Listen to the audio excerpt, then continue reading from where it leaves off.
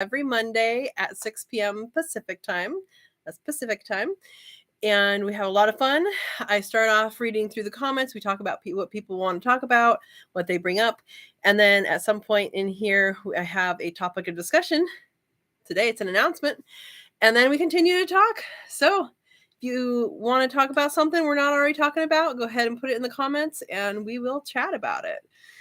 Please keep all your comments family friendly and we'll get started. All right, gotta scroll back up to the beginning. Hey, Dawn's here. Welcome down. Welcome. Blah, blah, blah, blah. I can talk. Welcome, Dawn. She says, I hit the first like. Unfortunately, something came up and I won't be able to get back here tonight. Sorry to miss the live. I'll listen tomorrow. Oh, we will miss you, Dawn. You're here in spirit. Steve also says we'll miss you. Hi, Steve. Welcome. Ed. Welcome, Ed. Meat consumed as a comfort food is also a support animal. Support your tummy? Is that what you're saying? Saying hi to everybody, Ed. Hello. Hey, Vase Place is here. She says, evening, Katrina, Dawn, cousin Ed. Vase Place is Verna. She is in blue, and she is my moderator. She has a live on Saturday mornings and grows all sorts of things in her apartment, including quail and cuy. All right. Welcome. Thank you. Everybody saying hi. Are you the only one paying attention? What? I don't know. You guys were talking about something. All right. Guys are saying hi. Steve says, I'm hatching 2 to 3 a day. These are being sluggish, but so far everyone is healthy. So we're talking about quail. Steve has quail. Steve, what day are you on? I know you said that yesterday. I'm wondering what day you're on, that you're still doing 2 to 3 a day, because I've only had that happen I've had a couple hatch early and then the next day everybody hatches. And this last hatch that I did, that happened. There was 2 early, or 2 on the first day. Everybody hatched the second day. 16 and 17 is what I'm talking about. And then day 18, there was 1 and it hatched out and it took forever to drive and ended up dying. But yeah, I hope they're all healthy and they all survive. Not lost a chick yet. Good, Steve. A Vase Place says 5 people watching, wonder who the other 2 are. Ooh, maybe they don't want to talk. We have 8 people on with 10 likes so far. Thank you, guys. If you're not talking, go ahead and talk and we'll chat. It's a good chat. Good group here. Can't afford to pay attention, Ed says. Oh boy, you guys are funny.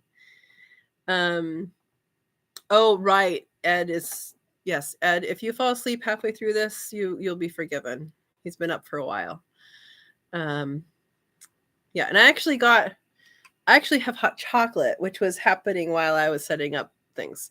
So I got hot chocolate today with cinnamon and ginger that I put into it. No special hot chocolate, just Swiss Miss with the spices added. I always like to add those to hot chocolate. It makes it super yummy and a little healthier, maybe. Ed got 4 hours of sleep in the last 35 hours. Wow. Hey, Time and Timbers here has Jasmine. Welcome. I'm glad you could show up.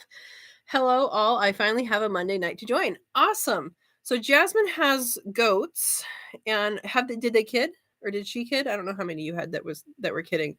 Hopefully they're here and you don't have to stay out in the barn.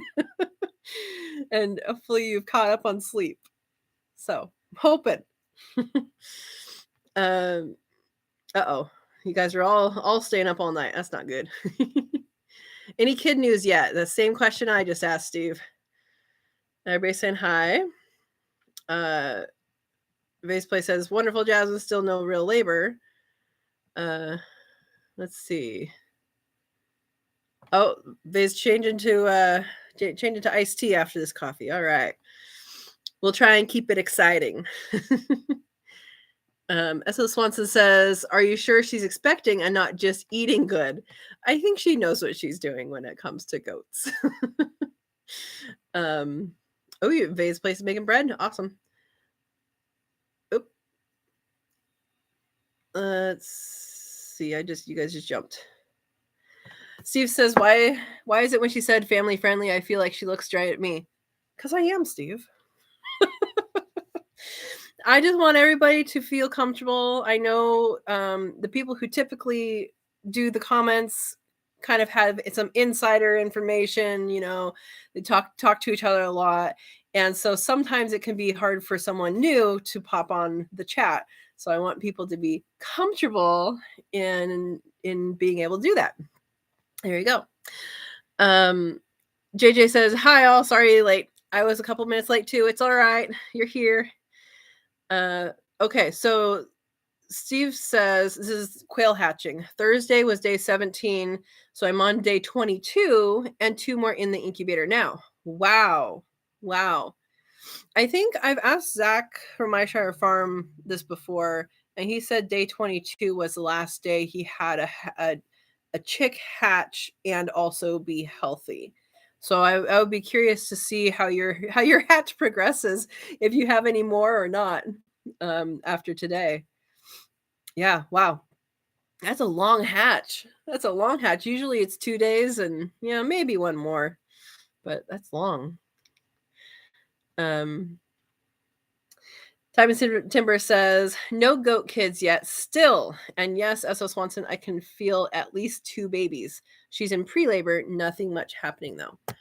I know what I know from goat labor is just from watching people who have goats on YouTube, which is not much, and I haven't paid attention because I don't plan on having goats anytime soon.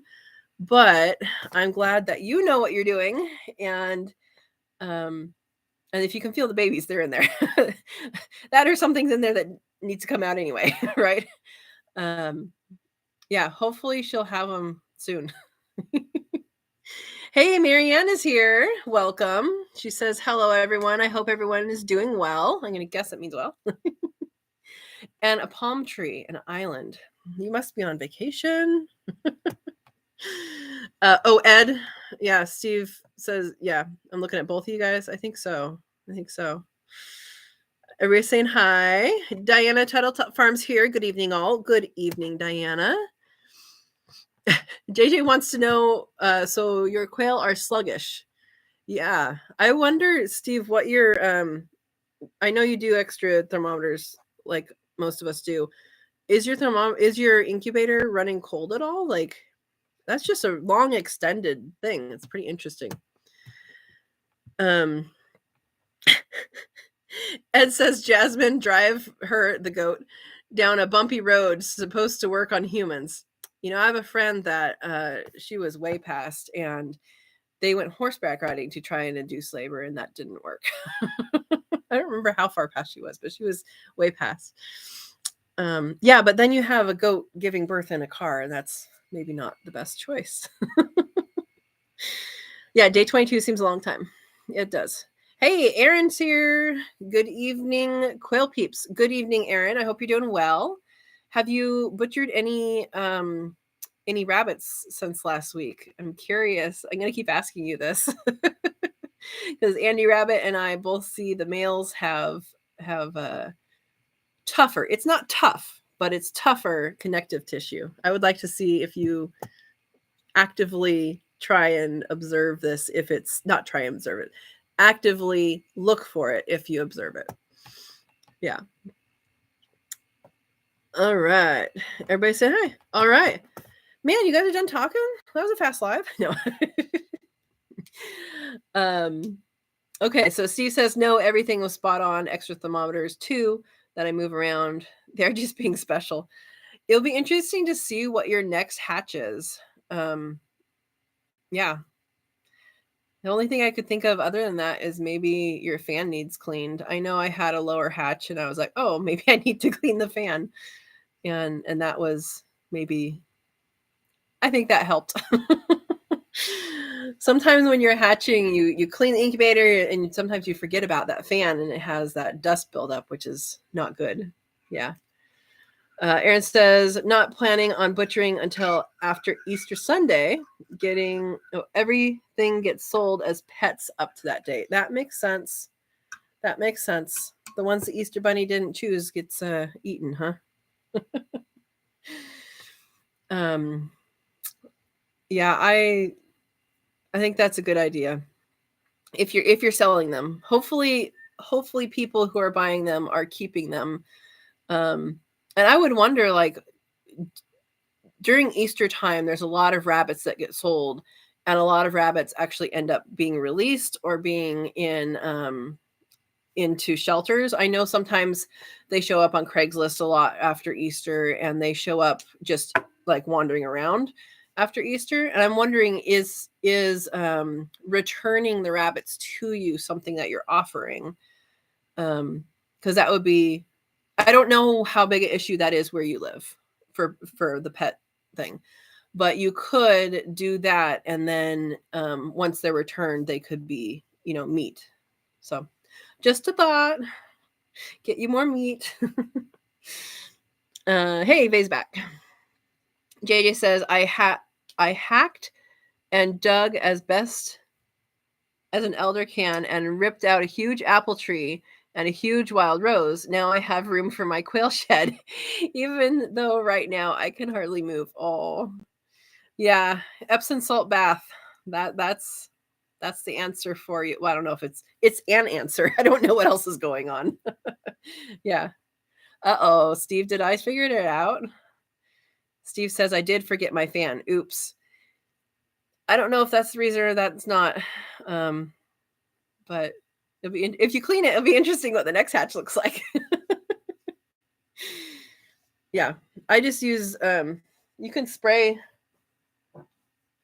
this air here. I have a feather.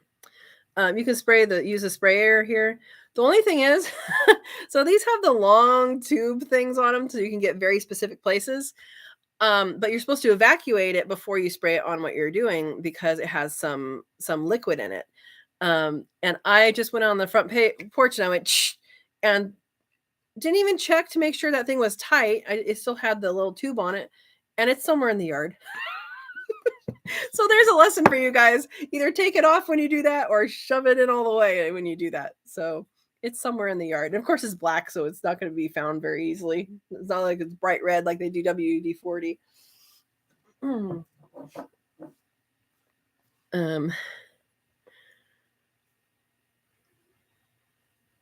Let's see. Yeah, so Vase Place is saying the same thing. Epsom salt bath. Yep. Oh, good, Aaron. Yeah, you take them back if it doesn't work out. That's a good thing to know. And it's a good thing for them to know, because then there's like no risk. They can enjoy them, and whether or not their kid's gonna like them, or be allergic to them. My brother is allergic to rabbits, so I'm not gonna make him anything out of a rabbit pelt. Yeah. He got a rabbit for 4-H. He wanted to join 4-H and had a rabbit, and then he wasn't able to do anything with it because he was allergic to it. So, yeah. Oh no. Time and Timber says, I have 3 rabbit does die this week. Yay? Wait, why yay? I have 3 rabbit does die this week. Yay. Piper, the Blue American, is hay stashing big time. I think maybe die is not the word that you meant to type. So let us know what happened to your 3 rabbits, because hopefully they didn't die. Jasmine, you got to spell check. Ed says, we will hatch dust bunnies. All right. They breed like rabbits, I've been told. Yeah, Aaron says, Jasmine, autocorrect got you. I hope so. I hope you didn't have 3 does die and you're happy about it. JJ says, don't use a leaf blower inside the house. Don't ask how I know. Well, is it electric or is it gas? And blow the right direction, right? Okay. You're just getting ready for tornado season, right? Which I think already is here. I don't know. Time and Timber says, oh, and I have 10 pilgrim goose eggs in the incubator. I have been on the hunt for heritage goose breeds. So excited. Awesome. Do you have a guard goose, or are these all food geese? And then also I know, guard geese is a thing, like they guard actually guard. And I've heard stories of them chasing off bears because they're just that darn determined. Does anybody know if there are particular breeds? I'm not looking for a guard goose. I just like to bring up topics for other people as we come to them. Is there a particular breed that is used for guard goose that's better than others, and why? How else would I clean? S.L. Swanson. Man. Okay. Time and timber corrected. Ack! No dead rabbits. Do not die. Thank you, Jasmine. I was reading it and I was like, oh man, that sucks. And then you said yay. It's like, I know you, Jasmine, and these two do not go together. So yay. That's awesome. They are due to Kindle. Dang autocorrect. Sorry, guys. Taking us through a roller coaster. Yeah, Faceplay says, Jasmine, I was sad for a moment. Yeah.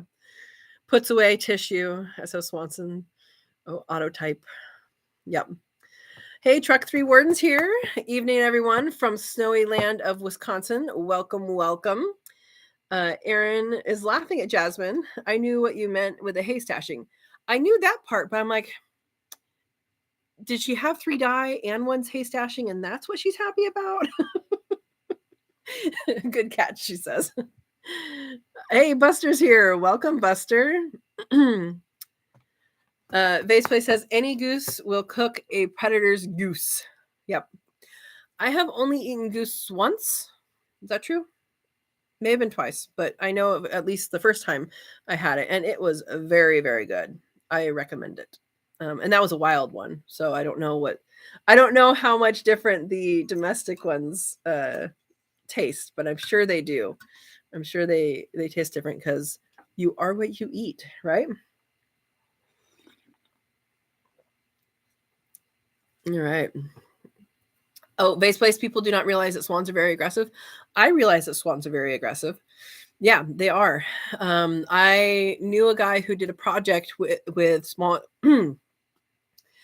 Sorry, I have a piece of cinnamon in my throat from my hot chocolate. I know a guy who did a project with swans and their nests, and they were very aggressive from their nests. And he would shoot a net cannon to catch them. He said that once they were in hand, they were very calm, but up until that point, they would like go after you so much. Yeah. Time and Timber says, I have garden geese now. Toulouse, not sure how you say that currently.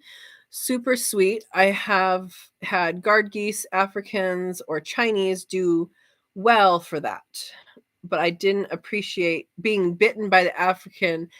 They were delicious. Yeah, you have to let them know, like, you're part of what should be guarded. I have no idea I have no idea how you train a guard goose. I know that they tend to guard things that they grow up with, right? Yeah. S.O. Swanson, Katrina, is your rain season over? Because I'm sick and tired of you sending these storms to us. So tired of the storms. Well, it hailed. That's not rain. No, we're not done. We have rain. We had rain last night. We had rain the night before. We had rain Saturday. And we had a little bit of rain today, and we're expected to have more rain, but not nearly what it was this last time. Currently, that's the forecast. I can't tell you what the forecast will be tomorrow. Yeah, we're still in rainy season. Rainy season officially in most of California is through the 15th of April. Now, my town several years ago pushed it to of May, the 15th of May. So I don't know what prompted them. They did it on either side. It's October 15 to April 15. And that pretty much catches all of our rain. You might have a storm here or there, but pretty much the rest of the year is dry. So it's very different than a lot of other places in the US or outside of the US too, in that we don't really get summer rains. It's pretty much we get our rain all in the winter.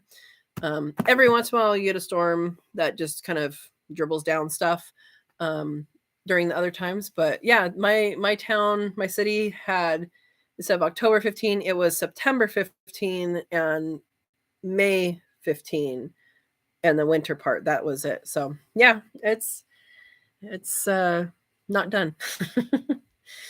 Vase Place says, according to Ryan Hall, y'all, there is plenty more hitting California next 10 days. Yep. JJ says, I wish I could rent someone's ducks to get the critters out of my garden. Ask around. I mean, someone might not might not know that that's a thing they can do.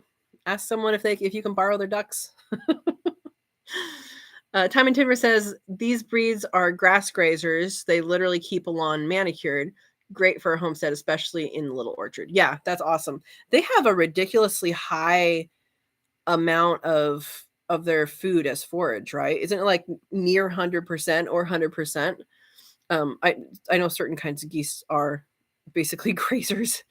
Yeah. Hey, Cali Quail Keepers here. Welcome, Brooke. Hey, everyone listening.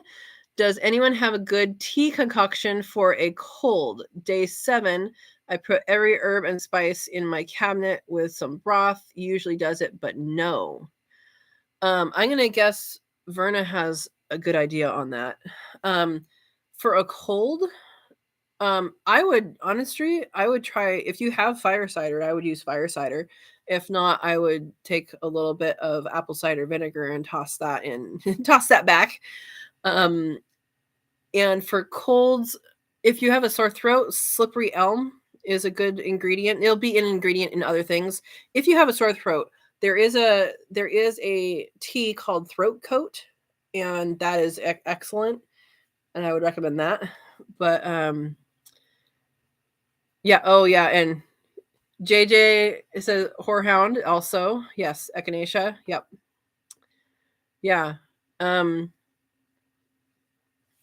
don't know. Sorry. I don't get colds that often, and when I do, it's usually a throat thing because it's not really cold. It's because I forgot to turn on the humidifier when the furnace goes on. Yeah. Let's see. JJ saying cool Jasmine about the geese. Saying hi to Brooke. Brooke, us use alcohol, then you won't care if it's gone or not. I don't know what that's about. Time and Timber says, you're right, Katrina. Raise them from babies with what they need to bond with to then protect as adults. It's tricky but doable. My Africans were the sweetest babies, but as adult ganders, they got mean. Okay. So like probably breeding age or hormones. JJ's suggestion to Brooke is zinc, D, vitamin C, then elderberry, horehound herb, echinacea root. Yeah, elderberry is good for general health, or general, like keeping your immune system good. Horehound is, so cure all is what I said in my foraging video, but heal all is also a common name. But horehound is supposed to be good for that. It is, you probably have it where you are, Brooke. If you look it up, it's a very weedy species. You probably have it somewhere. Maybe well in the sunshine somewhere. But it's very bitter, so it's very bitter. And Kelly saying hi. Yeah, Time and Timber says yes, 100% grazers for these. That's amazing. You can have an animal and it will do work for you, and you don't have to feed it. Like, that's amazing. Base Place says Brooke got lots of cuy to process. Awesome. Astragalus root. So astragalus. So Time and Timber, there are many species of astragalus. Is this something that you find in a store, or is this something that you've foraged? Because there's lots of different kinds of astragalus, and some of them are poisonous. So I want to know what you know. Oh, spelling echinacea, that's fine. JJ. No, Steve. She said fire cider. I heard fireball. No, I'm not an alcohol person. You're not gonna have me suggest that for anything except for making vanilla. No, fire cider, I still need to do a video on that. We talked about this before. Yeah. Oh, and ginger. Yes, Time and Timber says ginger acts as a catalyst for all those other herbs. Yeah, ginger and raw garlic. Basically go through your spice cabinet and just eat everything. I mean, that's something that a lot of people that don't season their food aren't getting. And when I say season, I do not mean salt. I mean herbs. A lot of people who season their food aren't getting a lot of that just general upkeep. If you're eating ginger or cinnamon, which I have in my hot chocolate, or thyme is really good for things. Oregano is really good for things. Marjoram, all of those stronger flavors, they actually have medicinal qualities. But if you eat them as a part of your daily life, then you don't have to. You're basically medicating yourself in a non. It's not like taking medicine over the store, over the counter medicine every day. It's preparing your body dealing with different things. Yeah. Yeah.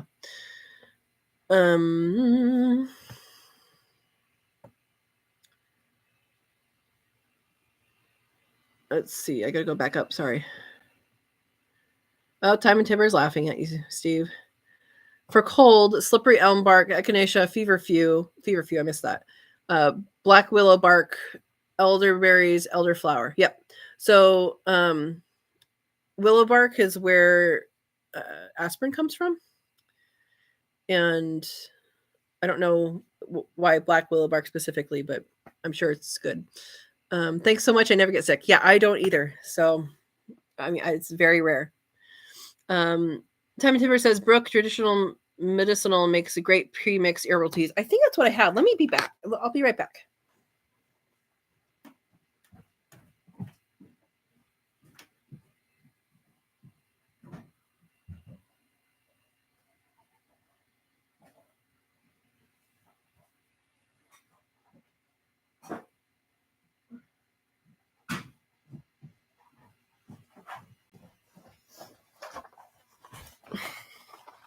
That is what I have. That's the one that works. There are other brands that try to make it work, and they work, but this one's better. So let's see. This is licorice root, slippery elm bark, organic licorice root, dry aqueous extract. Oh, marshmallow root, and proprietary blend is organic wild cherry bark, organic fennel fruit, organic cinnamon bark, and organic orange peel. So that's this one. Throat coat. And echinacea plus is another one. It's going to have probably a lot of similar things. It's a bunch of echinacea stuff with lemongrass and spearmint. So there you go. Not a commercial, but I like it. Truck 3 Warden says, does anyone use cabal mushroom for tea? I was gifted some. I do not know anything about that. Hopefully someone here does. JJ says, horehound is very bitter. Yes, it is. I'm not talking about horehound candy. Yes, you can make candy with horehound if you make a syrup out of it. I did make horehound tea for Manuel one time when he had a sore throat, and I was actively learning about that plant, and he's like, oh, I'll try it. It was nasty. we added so much sugar to it. It probably wasn't healthy after that. Hey, Andy Rabbit's here. Hello. Everybody's saying hi. Yuck, fireball. Only 4 more days till you go to the North Pole. I'm gonna guess you're going to was it your dad's? Somewhere. Yeah. Hopefully it doesn't get too cold wherever you're going. Yeah. So Kelly says, thanks, Jasmine. I love teas. Yeah, they have some really good mixtures. It's traditional medicinals. They have some really good mixtures. In fact, So, well, today I'm having hot chocolate, but during these lives, you'll see me drinking a lot of tea, and I have a lot of tea. I have a lot of dried herbs from the yard. I have some mints, I have lemon balm, I have oregano. I have all these different things. And I am trying to drink through my tea that is bagged tea so that I have in my tea cabinet only the ones from here. Plus chai, because I like chai, and um, and these two things. So those plus chai are the only ones I want to have that are not um, things that I grow. Hey, I might buy something here and there, but I have a pretty good selection of tea that I'm working through. I just think it's a better practice, I think, to consume what you grow, and I have the ability to grow lots of things here. In fact, something that so I got this house in 2013, and my goal was to have edible landscaping. I wanted to put every single permanent plant in within a year. That was my goal. Of course, I had other goals like paint the walls before I move in, which I had to clean the walls before I moved in because it was a smoker's house and smelled terrible. And trisodium phosphate is what you use for that. You have to rinse it really well before you put the primer on. But I was doing all sorts of stuff. Stuff happened in my front yard. My neighbors would wake up the next day and see like, oh, there's a planter that's been built because I was out in the middle of the night building planters. But that was my goal. And part of the great benefit of that is to have some of these permanent plants like oregano or like mint or all these different things, and you can do so much more with them than what you can with just like a little thing of it basically flavoring you get at the store, right? You can use more, you can use it fresh, you can use it in different ways. One of my favorite teas from the yard is mixing hot and spicy oregano, which is a particular type of oregano that has a lot more punch, but I like spicy. That, lemon balm, and chocolate mint, and which is basically a variety of peppermint, I believe. It's either a variety of peppermint or it's like very closely related to peppermint, but it's not peppermint. Anyway, mix those together and make a tea out of it, and that's my favorite tea out of the yard. And I would never have thought to put oregano into a tea, except I looked up all the benefits. I'm like, oh, this has like antimicrobial, antiviral, all this good stuff. I'm going to consume it in different ways. So that's what I do. All right. Let's see. Faceplay says, if you want to prevent sickness, eat 1 clove of garlic a day. Garlic is good for you. Yep. Steve says, good for the heart too. And Andy Rabbit saying hi. Time and Timber Heart says, not tea herb, but oregano is an amazing anti-everything herb to take too, Brooke. Yep. Yeah. Oregano and marjoram, I have both of them. The quail get a lot of marjoram because it's right outside of their aviary. So I'm like, let's see if they eat this. Oh, they love it. So they're probably pretty healthy because of that. Yeah, it's an anti-everything. It boosts everything. So plus it's tasty. So why wouldn't you? The Italian, they attribute a lot of stuff to olive oil. I wonder how many things that are attributed to olive oil are actually from things like oregano. Parsley has medicinal qualities. Garlic has medicinal qualities. I wonder how much gets misattributed, but we'll never know. I think no one's going to do that study. Ed says, Steve, I use a lot of garlic both in and on my food plus garlic pills. Yeah, if you don't quite like garlic, raw garlic is best for that kind of thing. But if you don't quite like the taste of garlic, but you want to get it in you, but you don't want like raw or, if you roast garlic, that is delicious and you will eat the whole head of garlic. it comes out, it'll squeeze out of you basically cut the top off the head, just put a little bit of oil on it. And we actually put on the barbecue, like on this taller rack, and just cooked it until we heard a pop. And then you open it up and you literally just squeeze out the cloves, and you can spread them on things. You can eat them straight from there. It's wonderful. I need to do that again. I have some garlic on the counter that is starting to grow. All right. JJ says basil tea, yep, is great for everything. Intestinal from top head to the rear end. Yep, basil I usually do a cold tea, really like put it in cold water and let it infuse. In fact, I brought some of that to a get together, and people were like, basil water? What is that? And they loved it. It's really good. Andy Rabbit says, man, Steve, you just made me realize I'm running out of time to batten down the hatch before I go. Uh-oh. Is it supposed to storm while they're away? Of course it's supposed to storm. You guys are always getting storms. I hope nobody said they went through the storms poorly, so hopefully everybody went through storms nice. Base Place says, Katrina, it is aspirin that isn't as hard in your stomach. Right. So it's the nature. Most medicines are found in nature, and then they take out, they make it in a lab based on what nature gives you. And I always think, well, that's going to be there's got to be things in the natural product that don't make it into the synthesis that are important. I don't know. My thoughts. JD says, I was taught to use white willow bark. And it might be that that's just what grows in your area, and that's what people use. I don't know. I just know willow. Black is stronger, Vase Place says. Okay. Don't blame me for procrastinating, Andy. Steve. Yeah.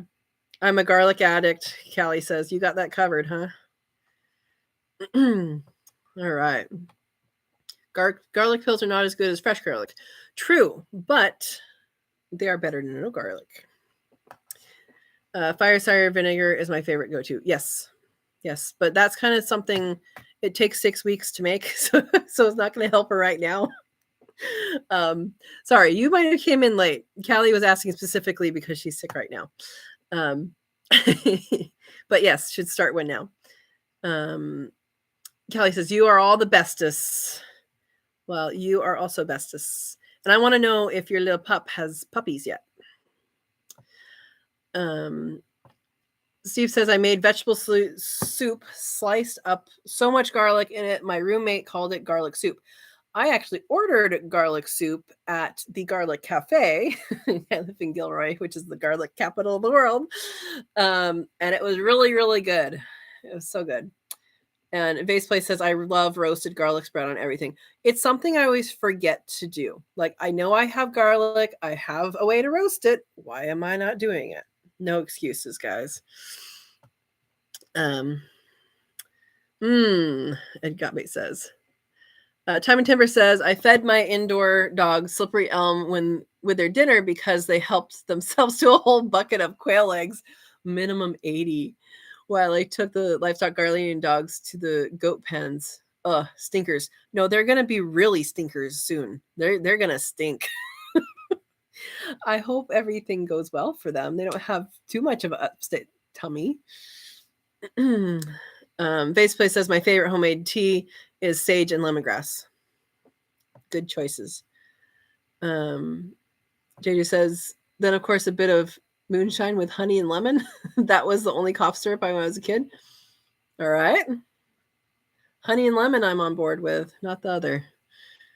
Slippery elm helps so much with GI inflammation, Time and Timber says. It's a good thing. Jasmine, you should make some candied ginger to give your pups in times like that. They would probably eat regular ginger. Candied ginger might be more digestible though, right? Is that the reason why Face Place? Because it's been cooked. Buster, we are still waiting on baby goats for Time and Timber, as far as I know, unless something has changed in the last 5 minutes. JJ says Vape's Place lemongrass is also good for colds along with ginger. Yep. Basically, eat your spices, right? I mean, that's what we're talking about here. Eat your spices. Kelly says, Katrina, that's what I have. Tons of dried and dehydrated herbs, spices, and citrus. Great stuff. I figured you did. And Brooke, if you saw the video the other day where I said I'm going to give someone something, that's yours that you asked for. Just let me know when you want it. It's the tree colored. Let me know when you want it, because I know you're busy and I know that you have snow. So just text me when you want it and I'll send it. Time and Timber says, still waiting on them, Buster. Thanks for asking. The goats, yes. Base Place says lemon balm is a mint and it will fight herpes virus that causes cold sores. Yep, awesome. JJ says it was extremely hard to find during the shutdowns, so I have it growing in the house right now till spring. Yeah, there's a lot of things that you can grow, and if there's a lot of things that you can grow that comes back every year, depending on where you live. If it's something that doesn't come back every year, you can collect seeds and then grow them every year.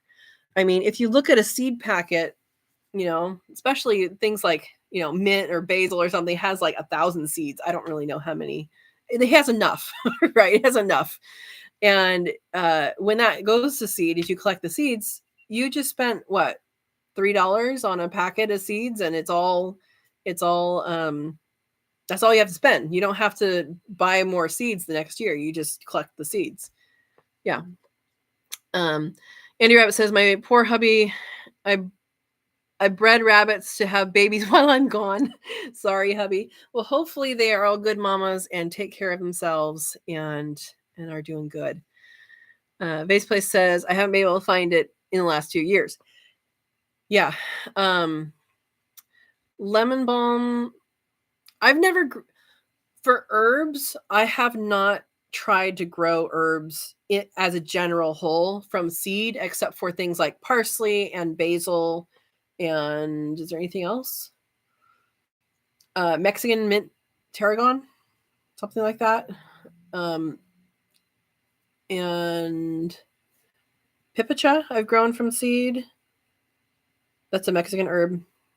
I've grown very few of them from seed. Mostly I just buy the plant and then it lasts for a long time. So for me, I'm one person. Well, Manuel's here too, but there's not many people in the household. We don't need tons and tons of time, and so one plant will be just fine.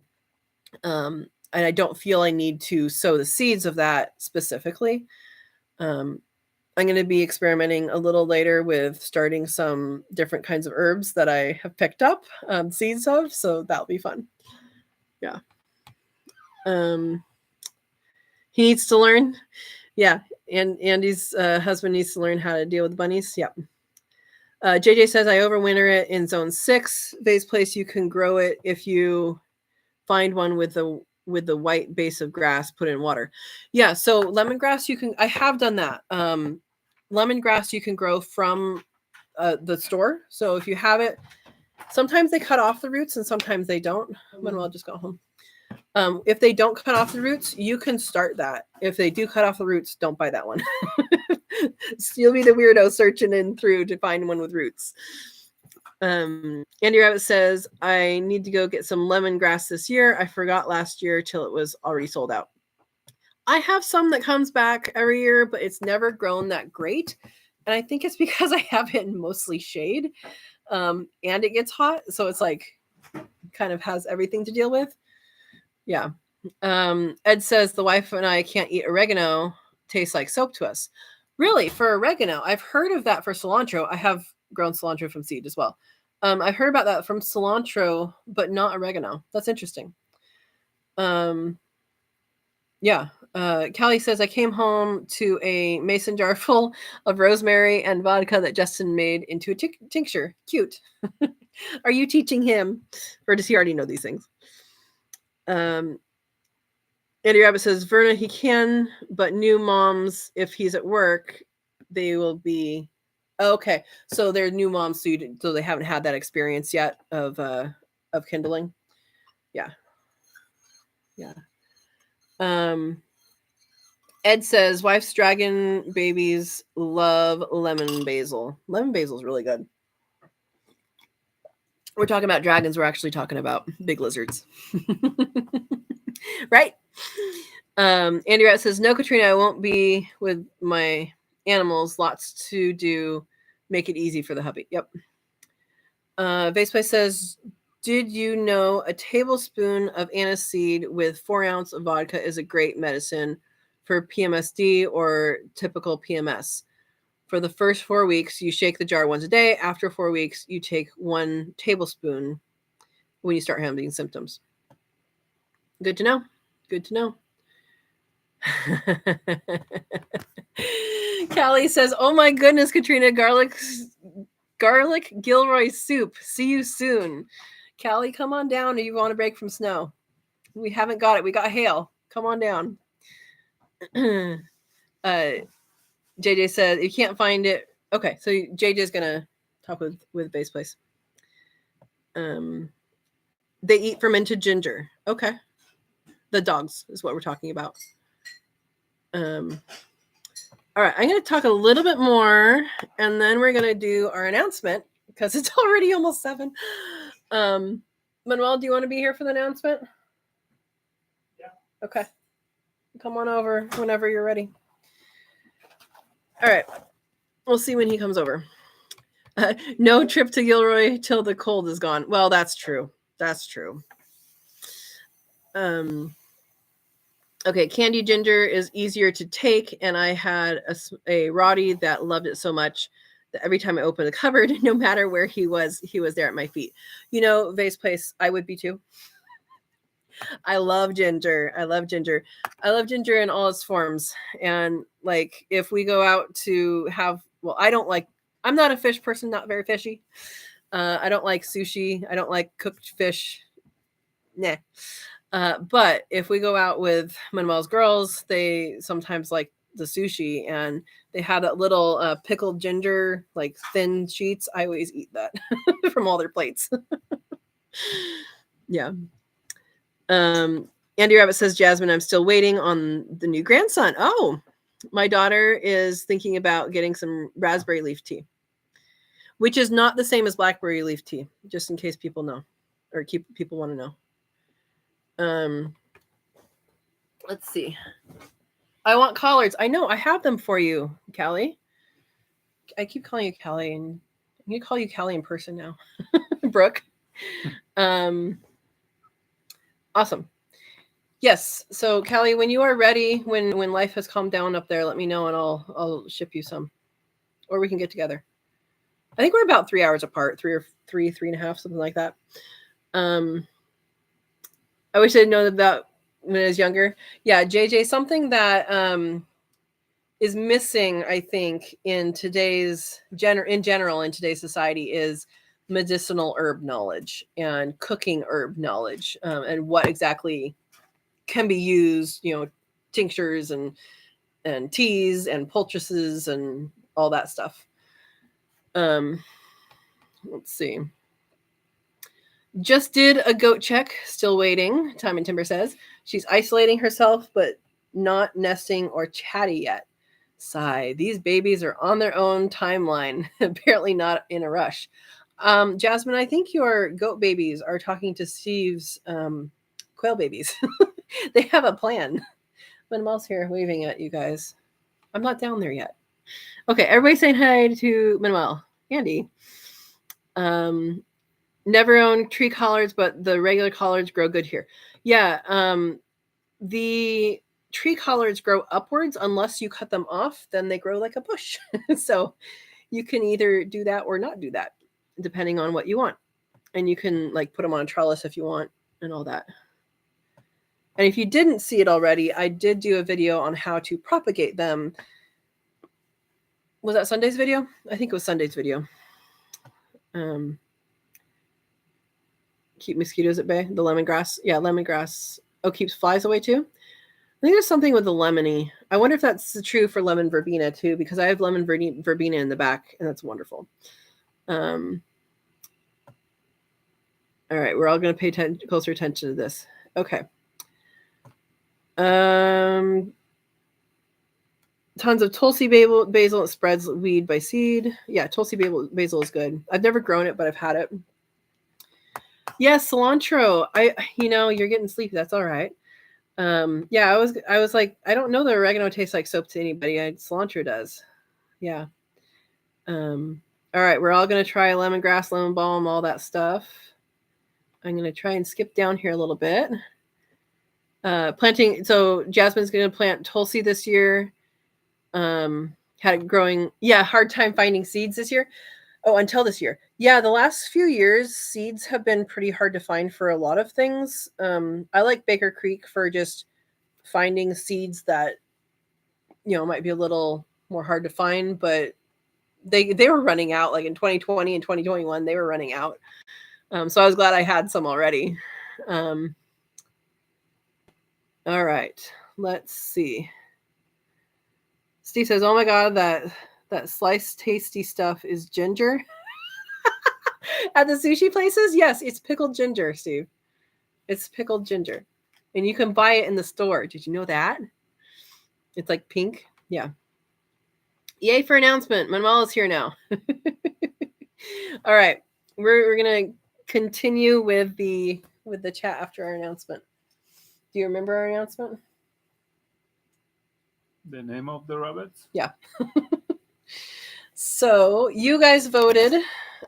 We had 4 names that we narrowed down to.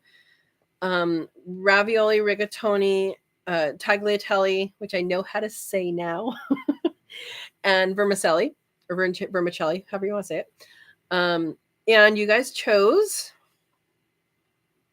Ravioli, and you get to say it. and rigatoni. So our new breeders are ravioli and rigatoni, and that's going to be tomorrow's video is introducing them. So thank you for helping us name them. And they are really, really, I think they're going to do really well. So there's our short announcement. It's a short announcement. But they'll be with us for a long time. So it's an important announcement, right? You get to see them. Yeah, you'll get to see them grow up. You guys have already seen them grow up a little bit, and which will see a little bit more tomorrow. But I think this will be good. So our thought is for keeping 2 of them. We were just going to keep one to replace Ziti, but which is the one that passed away this summer with the heat. Tortellini is getting older, and her litters are quite small. So they were of a litter of 5. Her litter right now is 4. And her daughter, Meatball, has 10 right now, and that's pretty average for her. And so we're hoping that they will eventually, we'll cycle them. Yeah. Anything else about that? No? You're just going to eat in front of people? Sorry, guys. And wave at people. You princess? All right, we'll go back to this. So that's our announcement. Steve, Jasmine's laughing at you. Steve says Manuel está aquí. Yep, he's here. I made it.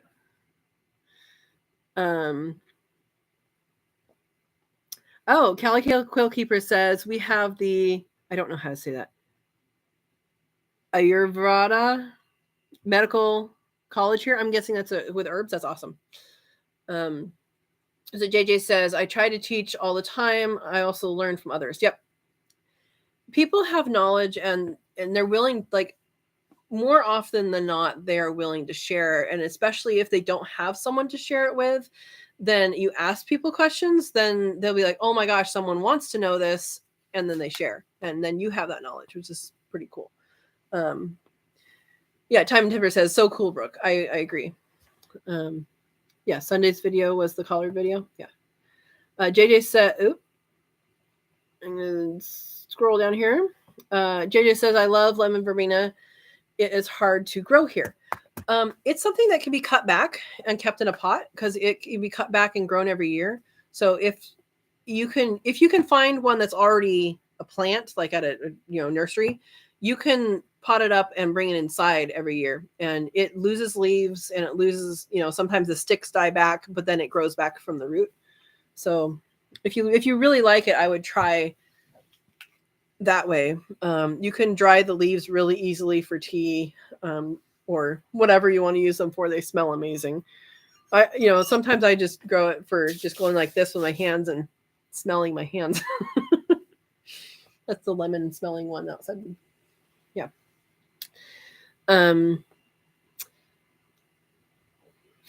Enough of this gets an announcement. Steve, we got it. Announcement time. Baseplay says, oh, I got seeds in the mail from Grafted Branch Homestead toothache plant.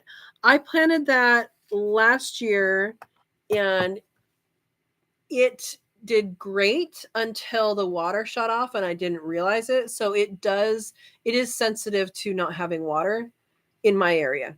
You are more humid than I am, so it may not have as much. And plus, you're inside, so you're going to see your plants more. But yeah, toothache plant is pretty interesting. I first encountered it at the Heirloom Expo in Santa Rosa a few years ago, and you chew on it and it numbs. So it's literally a numbing agent. And what's interesting about that happens that doesn't happen with a lot of other plants that also have numbing agents is that it works when it's dried.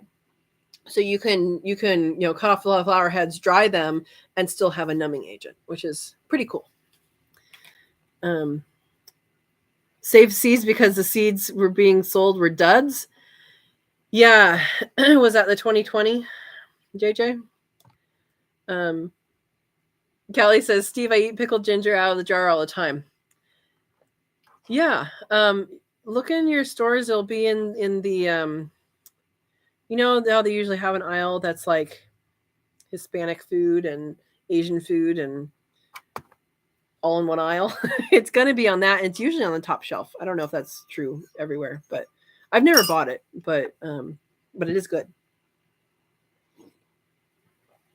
Time and Timber says, yay, congratulations, cute names. And Callie Quail Keeper says, Ravi and Tony, love it. Yummy names. Ravioli and rigatoni. Italian bunny meat. Yep. And you want to tell them what you want to call ravioli? Raviolini. Why?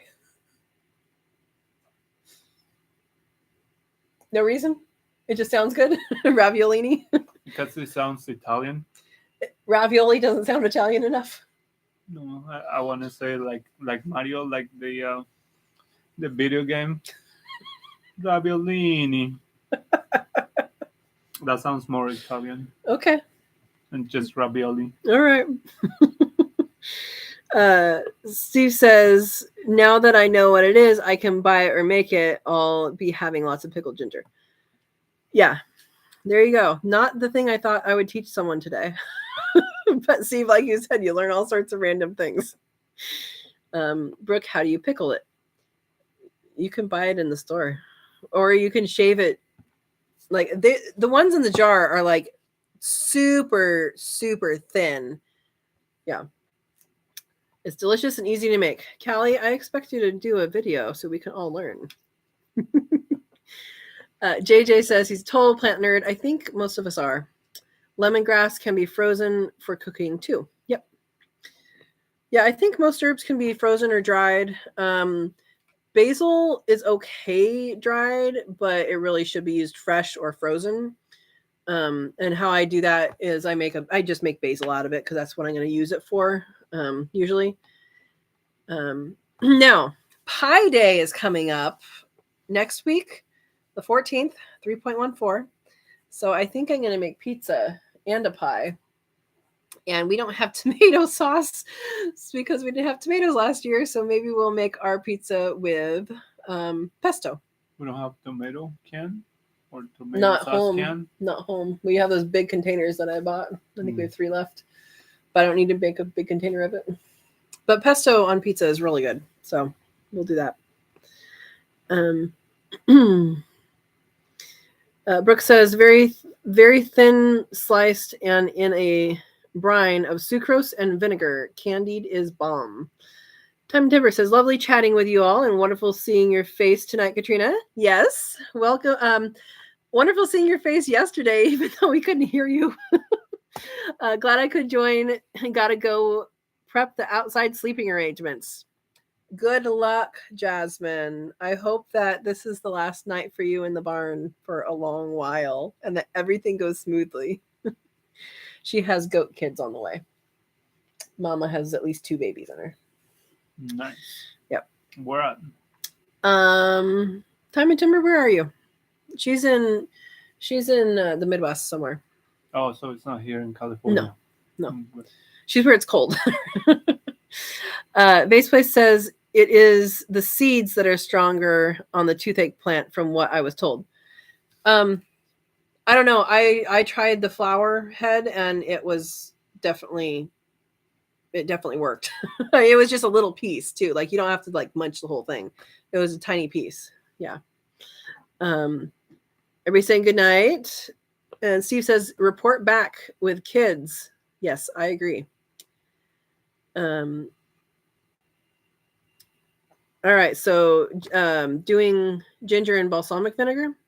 I don't like balsamic vinegar, but if you like it, try it. Try it and let us know how it works. All right, everybody saying goodnight to Jasmine. Stay warm and get some sleep. Oh, so Steve really likes the way you say the name for the bunny. Raviolini. Yes, I did mean pesto. What did I say? I say did I say basil? Did I just say I make it into basil? Yes, I mean pesto. Pizza is a pie. Yes, but I want to make pizza pie, and a sweet pie. And I'll probably do a video for that. And we'll probably have it before Pie Day so that you guys can have a video on Pie Day. Use Alfredo sauce on the pizza. We actually have some Alfredo sauce. We can mix. I have mixed Alfredo sauce and basil on salad stuff. Like I don't know if you guys have Mod Pizza. They make really good salads. Like they have pizza too, but the salads are really good. And my salads would be really great if I had 20 million things cut up and stored in my fridge and easy to access, right? That's the problem with salads. Misery. Jasmine is in Missouri. Okay. So Midwest, Missouri. Balsamic and honey ginger. All right. Misery. You guys are saying misery. Toothache plant works good tinctured. That's good to know.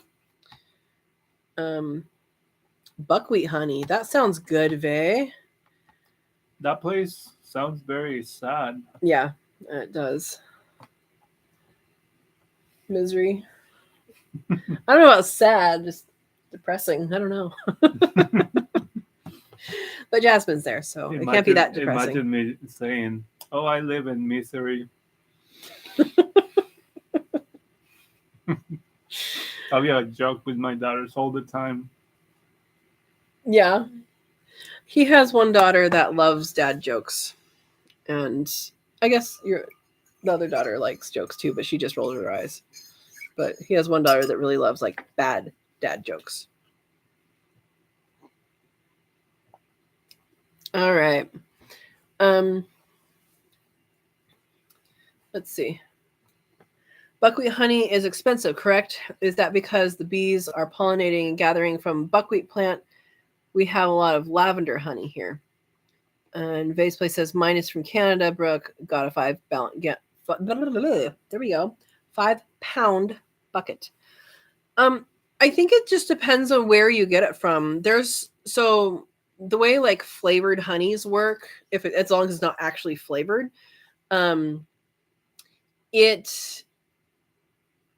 the majority of the honey is taken up, is produced from like lavender, right? If you say lavender honey, it's produced from lavender honey. There are people here. There's a group here. They're called the honey ladies, I think, or the bee ladies, something like that.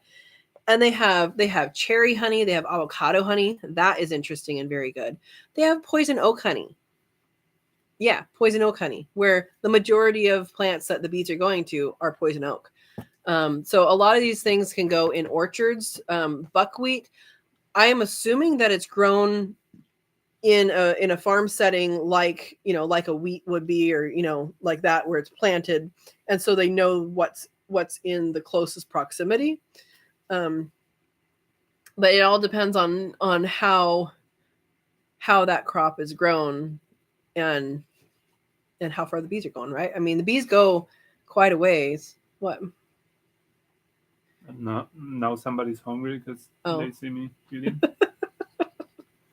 you'll get to see how much of that apple he's really eating. Anyway, so there's lots of different kinds, and then there's like different seasons. So there's like early honey of whatever, and like medium season honey of this other thing, and they taste different, and they're different colors and all that. So yeah. Hungry now for all this food talk. Time for a midnight snack for you, JJ. Rabbi lives in Mo. Is that Missouri? I'm so bad with those. Ed says JJ would be, but just had mac and cheese. Sometimes that's the best. I add black pepper to mine. That makes it extra good. Base place, I'm assuming that's the honey link. It would take a long time to grow lemongrass from seed. It takes a long time to grow lemongrass from lemongrass from the thing in the store, right? Yeah, it's not a fast growing plant. Okay, so Vase Place is going to do lemongrass and lemon verbena. Yeah, lemon verbena, I think you're going to get more stuff from, more leaves from once it starts growing.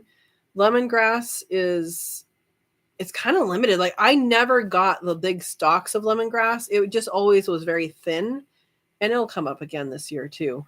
Yeah. Vase Place says, I know, but fun to sow. LOL. I do still want lemongrass. Yep. Cali Quail Keepers says, have you heard the hallucinogenic honey in Nepal? Yep. Mad honey. Yeah, I've heard of it. I don't really need it.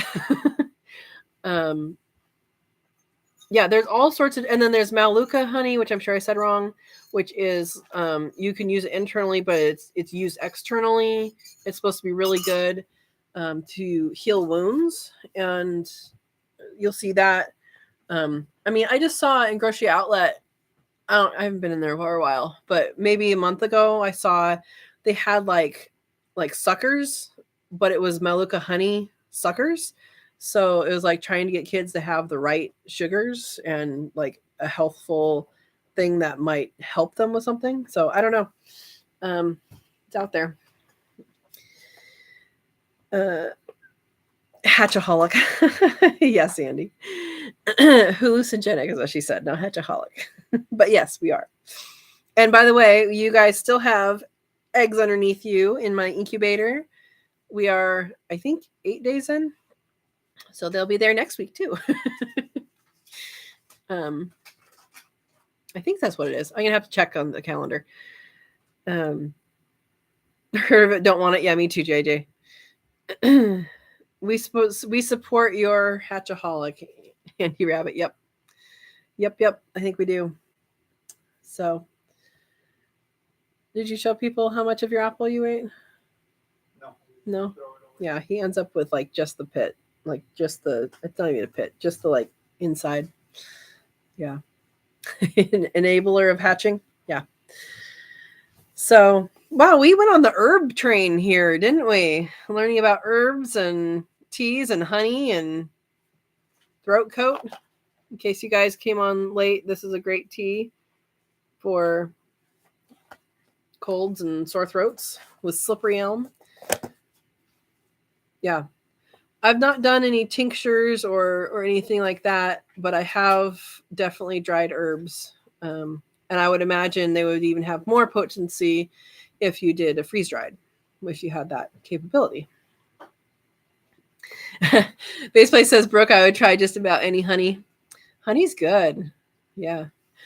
Andy Rabbit says, I miss the babies in the extra bathroom. Yeah, the peep, peep, peep. You want to tell the people how? Okay, so this last batch that I raised was for reptile feeders and a test batch. So they all went away this past week.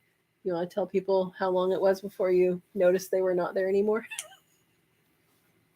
Probably about 3 days, because I think it was 2 days. they were not very noisy, and when I see them, they usually are under the heater things. So I was not paying much attention to them, and you said that you didn't have a chance to process them one day, or I don't I know did it a which day day, later than and I was going to. and then I go like, well, I guess you're gonna do it later. And I was not aware of that. Yeah. They make like a constant, it's like a constant undertone, right? Yeah. Yep. So I understand that you miss the little chirp chirps.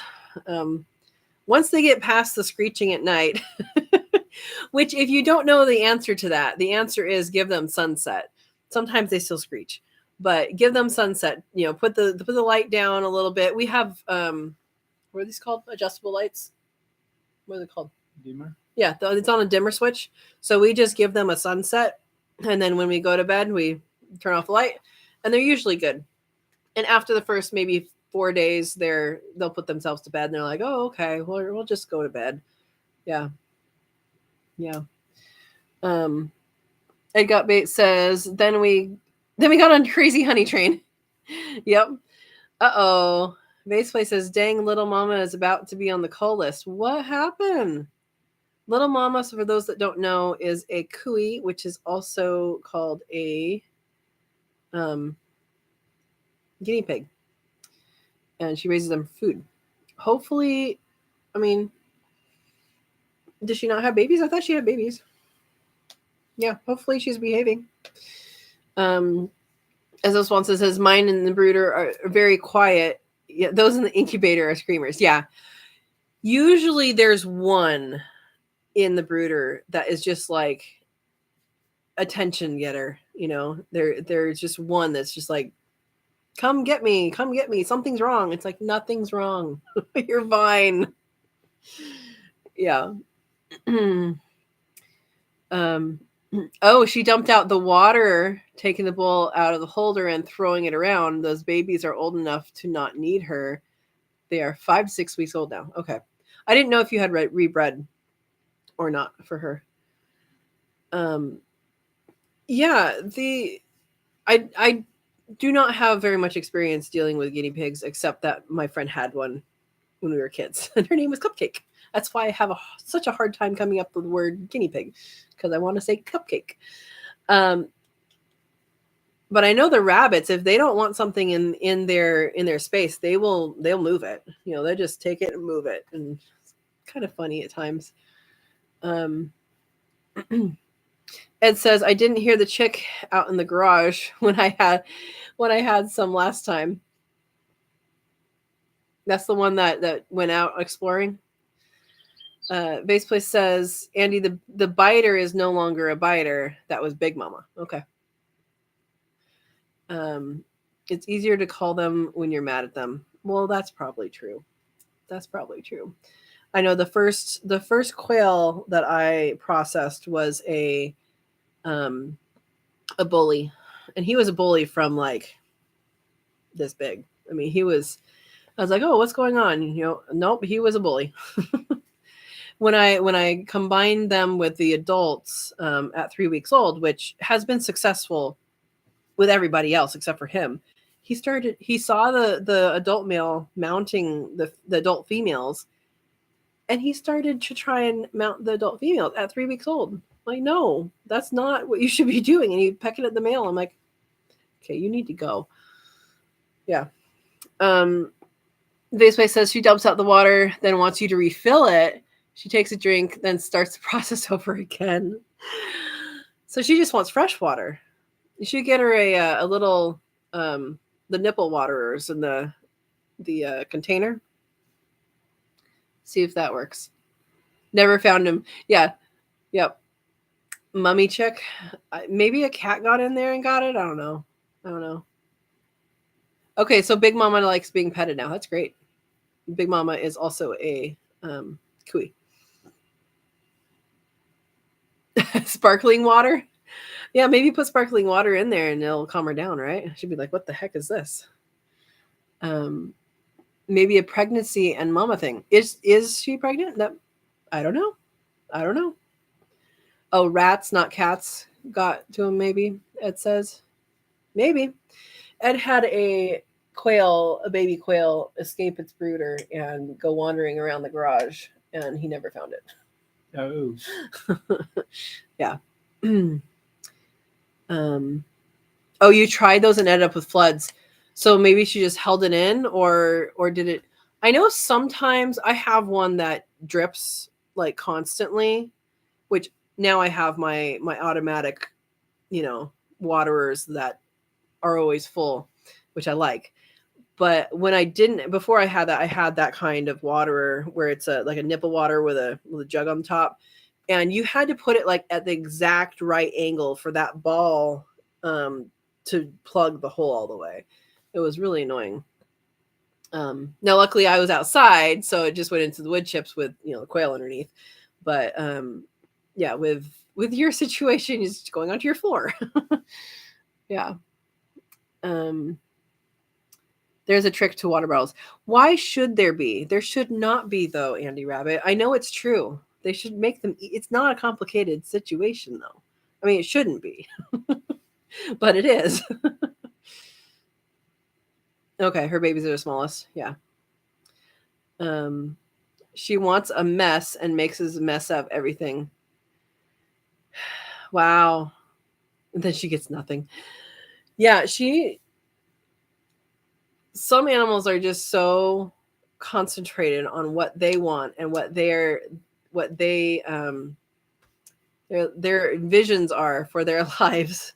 They won't let you try to do what you want them to do. Yeah. Well, if she's not going to allow, if she's not going to be a good experience for you, Verna, then I think you're going in the right direction. Because it should be a good experience. And if she's not providing a good experience, if you can get another one, or keep one of Big Mama's babies, and have a better experience. Oh, Andy Rabbit's telling us a secret for the water bottles. You have to fill the water to right under the threads, bend of the neck, then squeeze the bottle till the water goes all the way to the top, then put the cap on, keep holding till it's flipped. I have not done this, so that is a good tip. It basically making is that basically making like a very small amount of air inside the bottle? Yeah. Okay. That's a good thing to know. It's a good thing to know. All right. So I hope you guys are excited for the video tomorrow. I was working on it before the live. I stopped working on it because I was coming here, but it's still not done yet, but it will be before tomorrow. So I'm going to take you through the history of their lives so far, briefly. It's not going to be like 2 hours, and then introduce you to them, and it's just fun.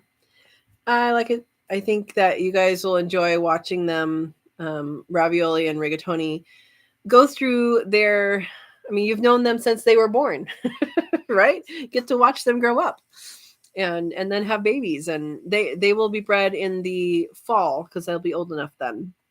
I mean, I think officially they would be old enough like late summer, but it's going to be too hot to breed then. So yeah, there we go. We'll keep the number 8 or 9 have to keep. Oh, okay. So Andy Rabbit's gonna get some. Gonna get one. Yeah. Okay. So Andy Rabbit says no air, more like push the air out. Yeah. So okay. I hope I don't have to use those again, but I also hope that if I do have to use them, I will remember this. Oh yeah. You have anything to add? No. I think we're winding down here. Oh, we're winding down here, and we have hi from Arizona from Jolie.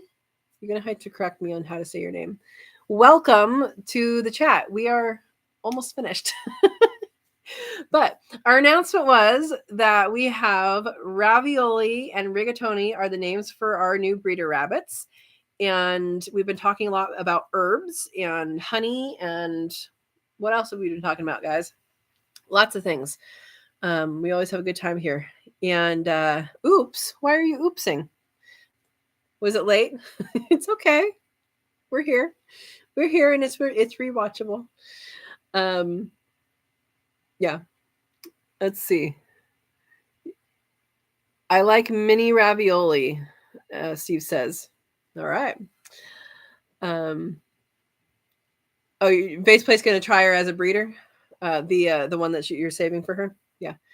Brooke says, thanks much for the laughter. It's healing. Night all. Good night, Brooke. I hope you're feeling better and that you can pull some things out of your cupboard and make some good tea with it, or at least have your guy pick you something up, like maybe one of these. I hope you're feeling better soon. Yeah. Rabbits and cooey. Oh, you're late and you didn't know it. That's okay. Good to have you. Oh, good to have you anyways. Yes. Yeah. If you have any questions, go ahead and ask. I will wait for you.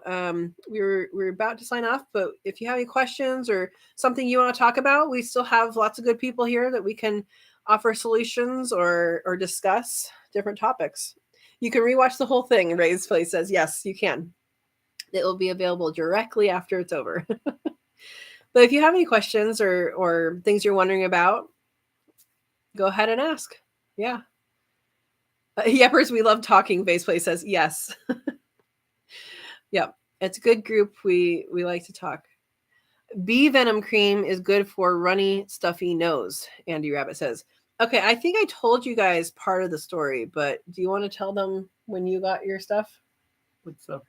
The venom cream, pain cream? That, what do you mean? What it really is and what you thought it was? Oh, they advertise it as pain cream, and it says that it has bee venom and I don't know, Snake venom of some sort. Snake venom, or that's how they advertise it, because it's supposed to have benefits for the pain, but it's mostly Vaseline and With mint. But it does help with the pain, Because it's mint. I have used it several times, and it works pretty similar as a Bengay, but I think it's just not what they say it is as advertised. It says like on the back does not contain, those things. But yeah, so Andy Rabbit actually has bee venom stuff with bee venom in it, that actually has that. So, and she brought it up, I don't know how long ago. Yeah. Oh, want to know a good thing for pain? Vase Place is asking you. Good thing for pain? Yeah. Oh, the only thing I have used is Bengay, and she's asking if you want to know. Oh, okay. Yeah, that'll be good, because I use the Bengay, and it helps, but it doesn't cure it all the way. So that'll be nice if you have a secret recipe or something. Yeah. Go for it, Vay. So Steve says the venom was the sting to the wallet to buy expensive Vaseline. I don't think it was that expensive. It was cheap like enough. $5. It was cheap enough that we read the back and said, oh, it doesn't have these things in it. Oh, it's these things. And I was like, why are you going to buy it? And he's like, I'll try it. Like it was that cheap. So yeah. Do you know how to say your name? Jolie? Jolie? Let me know how to say your name because I want to say it correctly. Says, I'm the one asking on the other channel about raising quail here in 110, 125 temps. If anyone knows, is better to start now or wait till fall. You can raise them. It got up to 115 here last summer. It doesn't typically, except for this year and last year, it doesn't really get up that high very much, right? It typically it would get up a little over 100, whatever. But we raise them in aviaries in a deep litter method. So you can check the channel and just type in deep litter, type in Sow and Tare, go to the Sow and Tare YouTube and you can type in deep litter or just watch the aviary stuff. And what they do with that is they will insulate themselves. So they'll actually dig a little pit, like that big, and they will dig and they'll just sit there for most of the day. They're mostly active in the morning and the evening, but they'll just sit there and they'll even like fluff up their feathers so that they get some chips on their back sometimes. So it just insulates them. And they didn't have any issues. Now, I did have water available at all times. I did have food available at all times.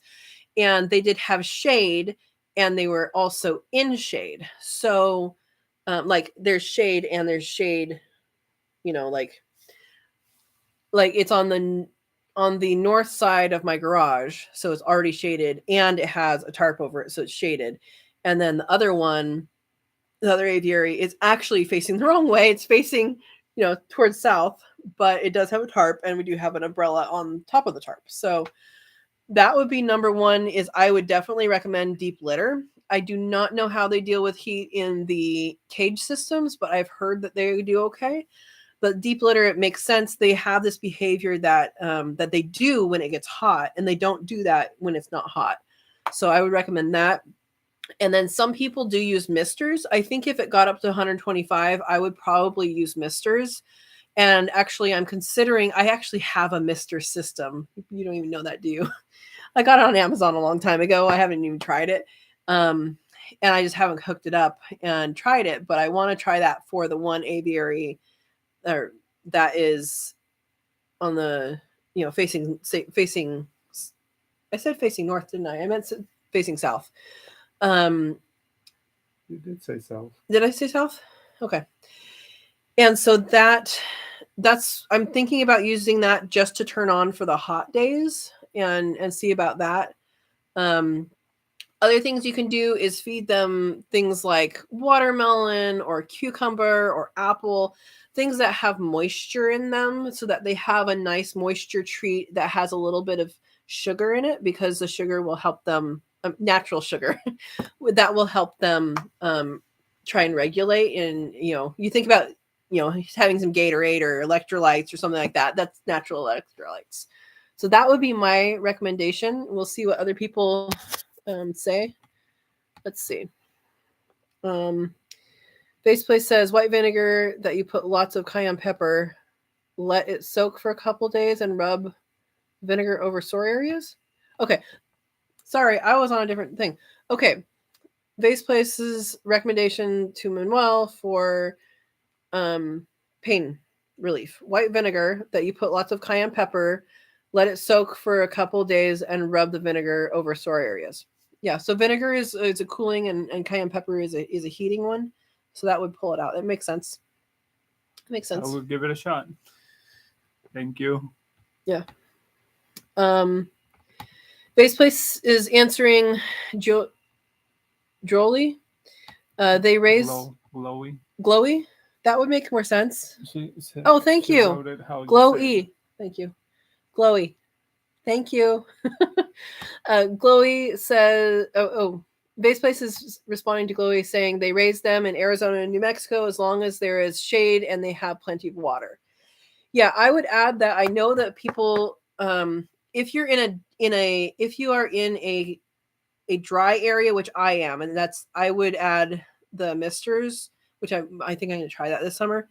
Um, Also, something else that people do is they use evaporative cooling. Like they'll put up some burlap or a towel, and that's soaked with water, and hang that, and then that will help with evaporative cooling in that space. As far as humidity, I don't have experience with that, so I wouldn't add misters if you live in a humid area.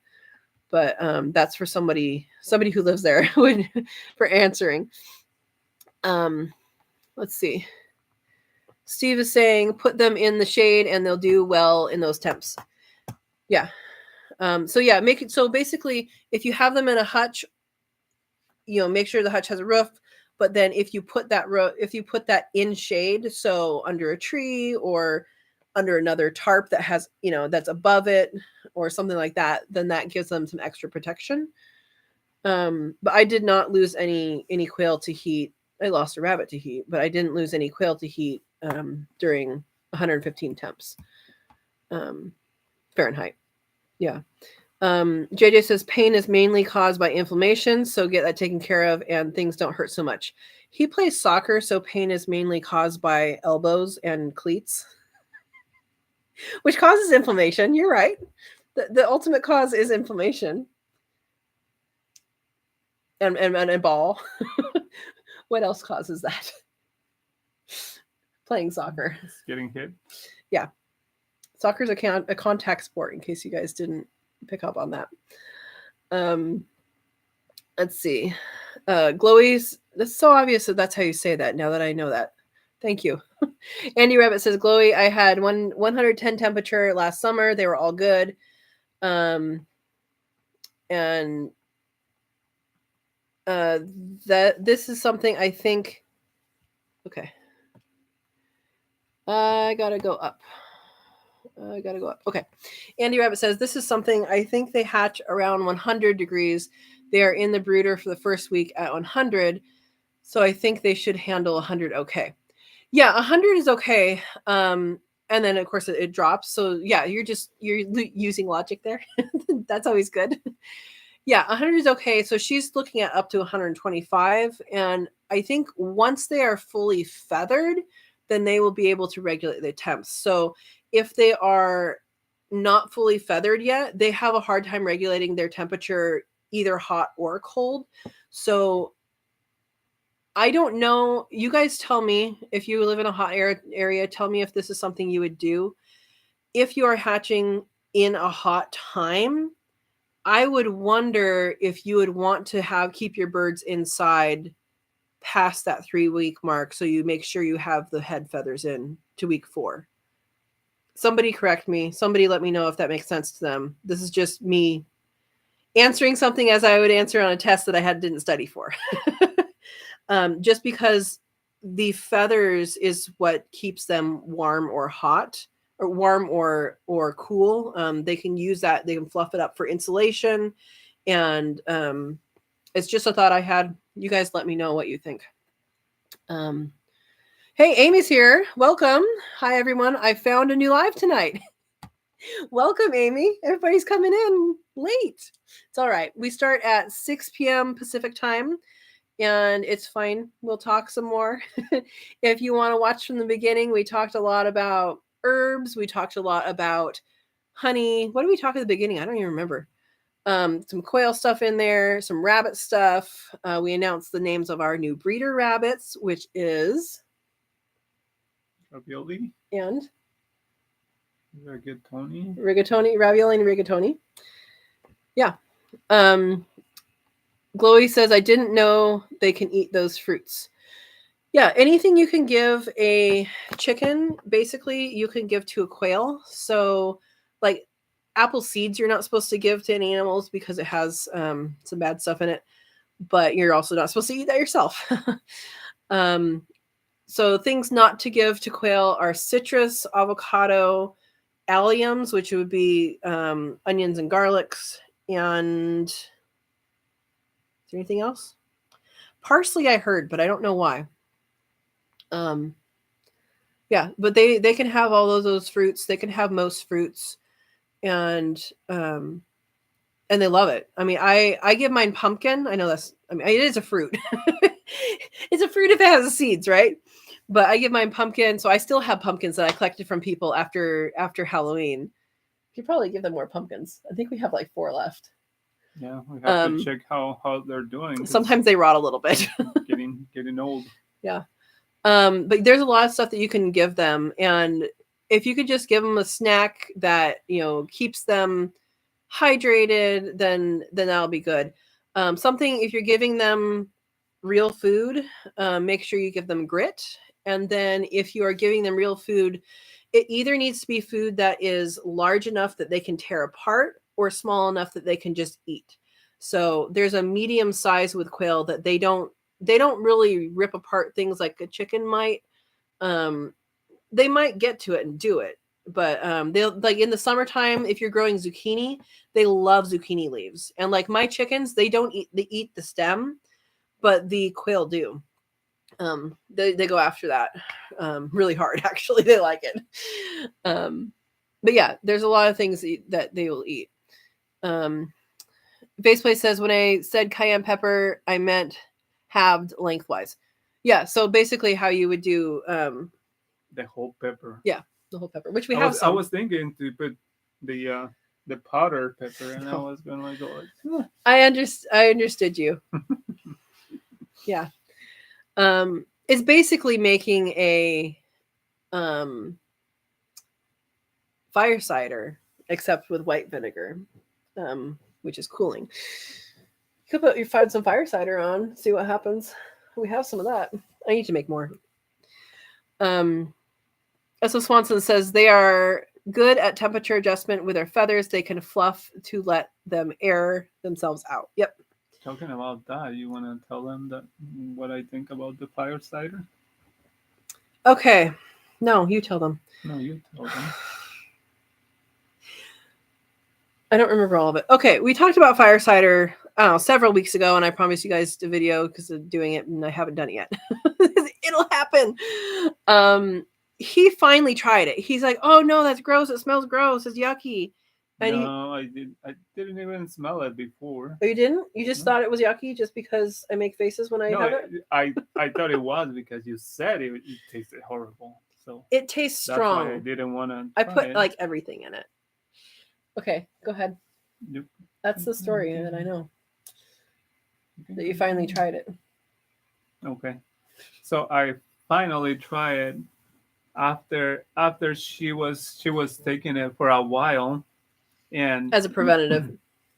And then she say if you don't want to try it, you don't need to try it, but at least smell it. So I was a little hesitant to smell it because she said that it is horrible, and I smell it. It's not horrible. It's just strong.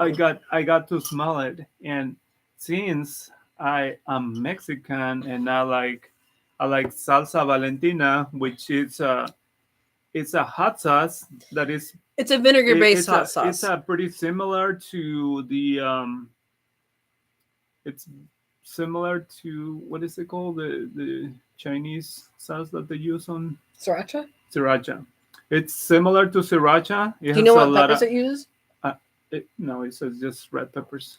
So they use a lot of vinegar. So it has a lot of vinegar. It has the peppers and it has the salt. So I like that salsa a lot. It's called Valentina, and I finally got to smell the fire cider, thinking that it was gonna be horrible, and I smell it, and it smelled really similar to Valentina. It doesn't because it smells like vinegar, and I like vinegar, so I smell it and I like how it smells. So I was able to try it, and it tastes really good.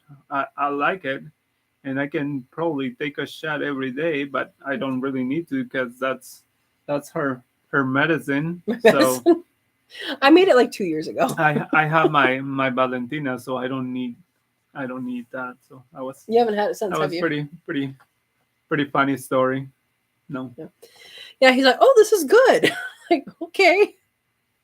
Yeah, it's not horrible. It's just I always make a face after because it's like it's really strong. I made some really strong stuff. Yeah, and you also think that the scope is it tastes horrible. So Well, it's because it's alcohol. and yeah, and I like the scope. So That has nothing to do with fire cider. well, I'm just comparing to the things that you say that taste horrible. Okay. All right. Joy is here. Hi, Joy. I use fans under the cages angled up slightly to keep air moving, but here in Oregon, it doesn't get that hot. Yes, I also use solar powered fans, and I have a video on that with a link with a good video, a good source for those fans, the small ones. So you can look that up on the channel as well. Yeah, welcome, Joy. I don't know if I said that. Chloe says yes. I don't know what we asked you. Hopefully you got the answer. Andy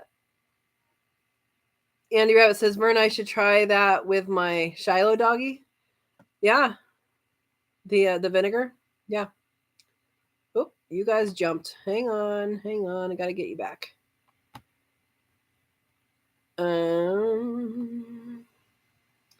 My goodness. You guys are talking. I gotta find you guys. All right. JJ Willis says, hit by cement truck. Use ice, CBD, comfrey, and some other herbs. You were hit by a cement truck? That does not sound fun. Hopefully you're better. Amy's saying hi, people. Vase Place says rabbits are more susceptible to heat, but quail isn't. Yep, true. Glowy says, ha ha ha. You said under trees. I wish I got nothing in my backyard, so a tin roof it is. Yeah, that's fine. I mean, even something like a tarp, as long as it's not like a roof on a roof, like so it has some airflow above it. I mean, that's best. Yeah. Amy says comfrey salve and arnica are great for bruises and contusions. Yep. I have heard this. I tried to have you use a comfrey poultice one time. I don't think I blended it up enough because the spikies from it were poking you, right? That was horrible.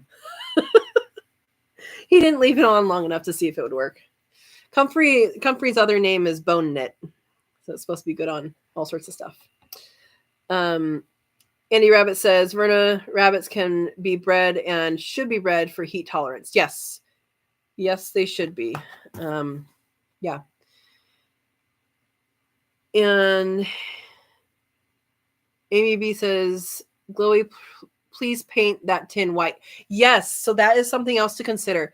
The color of your roofing is going to affect the temperature inside. So I learned this when I painted my house. My house, when I bought it, was this ugly color. I thought it was sun faded. Like it was that kind of color. It was very weird. It was like, I think it was like officially like a raspberry, but it looked like a red purple thing that had just been sun faded. And I found out that it hadn't been because when I cut down a bird of paradise, which was right up against the house when I painted, I found that they just painted around it. So the house was originally painted red, and which is the color of the garage, which you guys have seen in videos. And on top of that, they had painted it like this horrendous. I like purple, but it was not quite purple. And then I painted it crisp morning air, which is a color for those that don't know. It's light blue. And when I painted it light blue, I painted it because I like the color. I like blue. But what I did not realize, I painted it in the summer, and literally the next day after I painted it, it was so much cooler in the house. So much cooler. And so when I got the new roof, well, really, I mean, it was just a shingle part and the tar paper, and they added some vent stuff. But I got the lightest color. I'm like, I don't care what color it is, whatever is lightest. And light colors reflect heat. So that is a great piece of advice. Great piece of advice, Amy. Excellent. Gold star. Steve says during the summer, I have them outside at 2.5 weeks when they should be off the heat lamp in the shade. They do well. We don't get 125 dry, but we get 100 and humid, which is like 150. Yeah, I don't know if my theory is right or not, but you definitely don't need like extra heat, maybe only at night, if it drops down at night. Yeah, Andy Rabbit says if outside temps are over 80, I feel safe putting them outside as long as night is warm too without heat. Yeah. The only thing about keeping quail in those kinds of temperatures would be that I would make sure that you're doing your egg collection every day, because they can start developing. So they can start developing in the 90s, 95 or 95, 99.5 is when, that's what you set your humidifier. I'm going to start the sentence over because I failed at it. When you do incubate eggs, it is set at 99.5 degrees Fahrenheit. So that's the temperature that they start to develop at. So if you do have them, I would collect eggs that night or in the morning, just so you don't have, developed eggs coming at you. That would be the only warning I have. And JJ Willow, you're correct. No avocado. Why would you give away your avocado? I mean, save it for yourself. Yes, Vase Place is correct. Cyanide is in apple seeds. I always forget what it is. I just know you're not supposed to give it to them. No raw potatoes. Yes. So Steve is bringing up no raw potatoes. So that is a root in the nightshade family. No nightshade family vegetation. So you can feed them tomatoes if you want, but not the tomato plant. Not the pepper plant, but the pepper is okay. Eggplants are okay. Eggplant plant is not. So yeah. And then basically anything that grows underground, I wouldn't give it to them anyway, but if you do, I would cook it, because that's not something they would naturally eat anyway, because they're not going to go digging up root vegetables.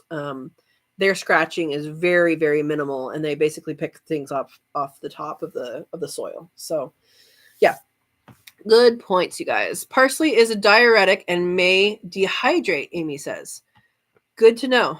Is that the only thing parsley does? Because I thought there was some bigger. Maybe it's a severe diuretic.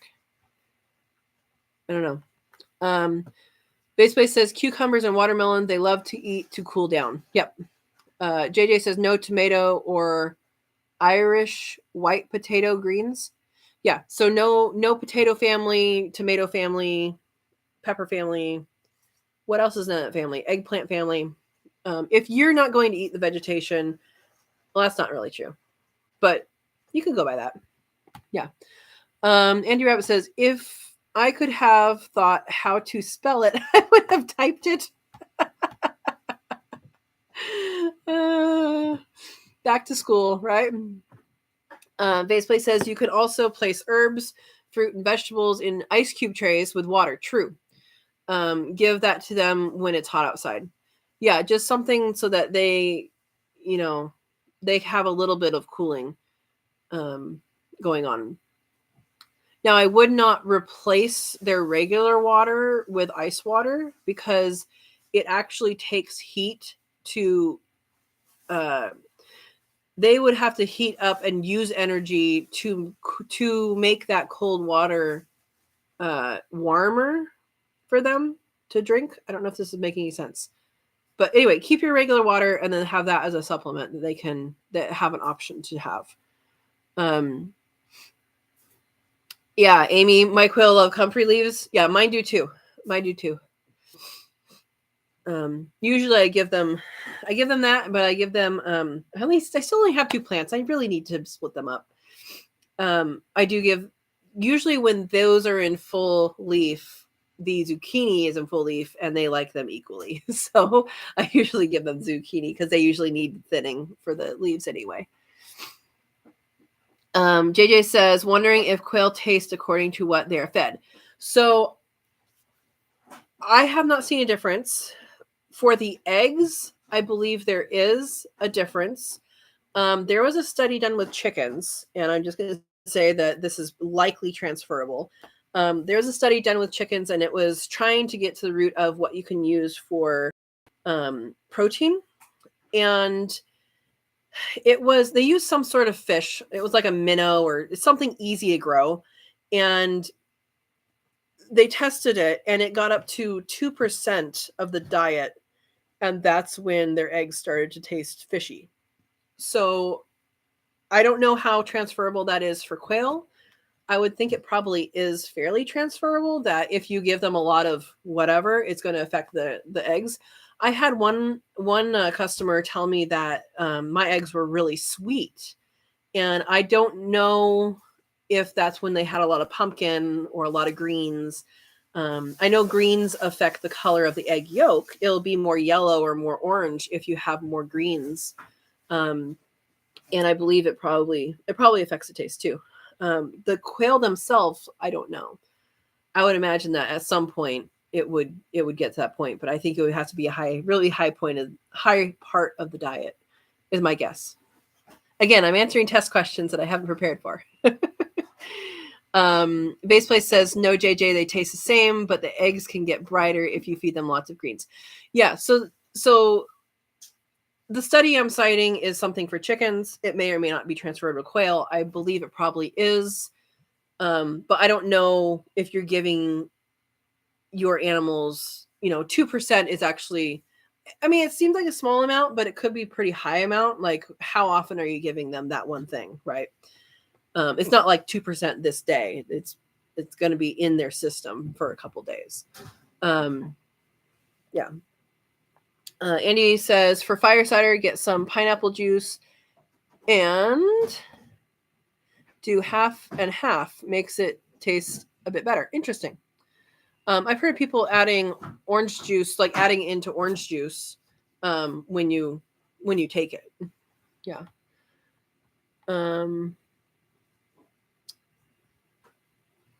Uh-oh, you guys jumped. Hang on.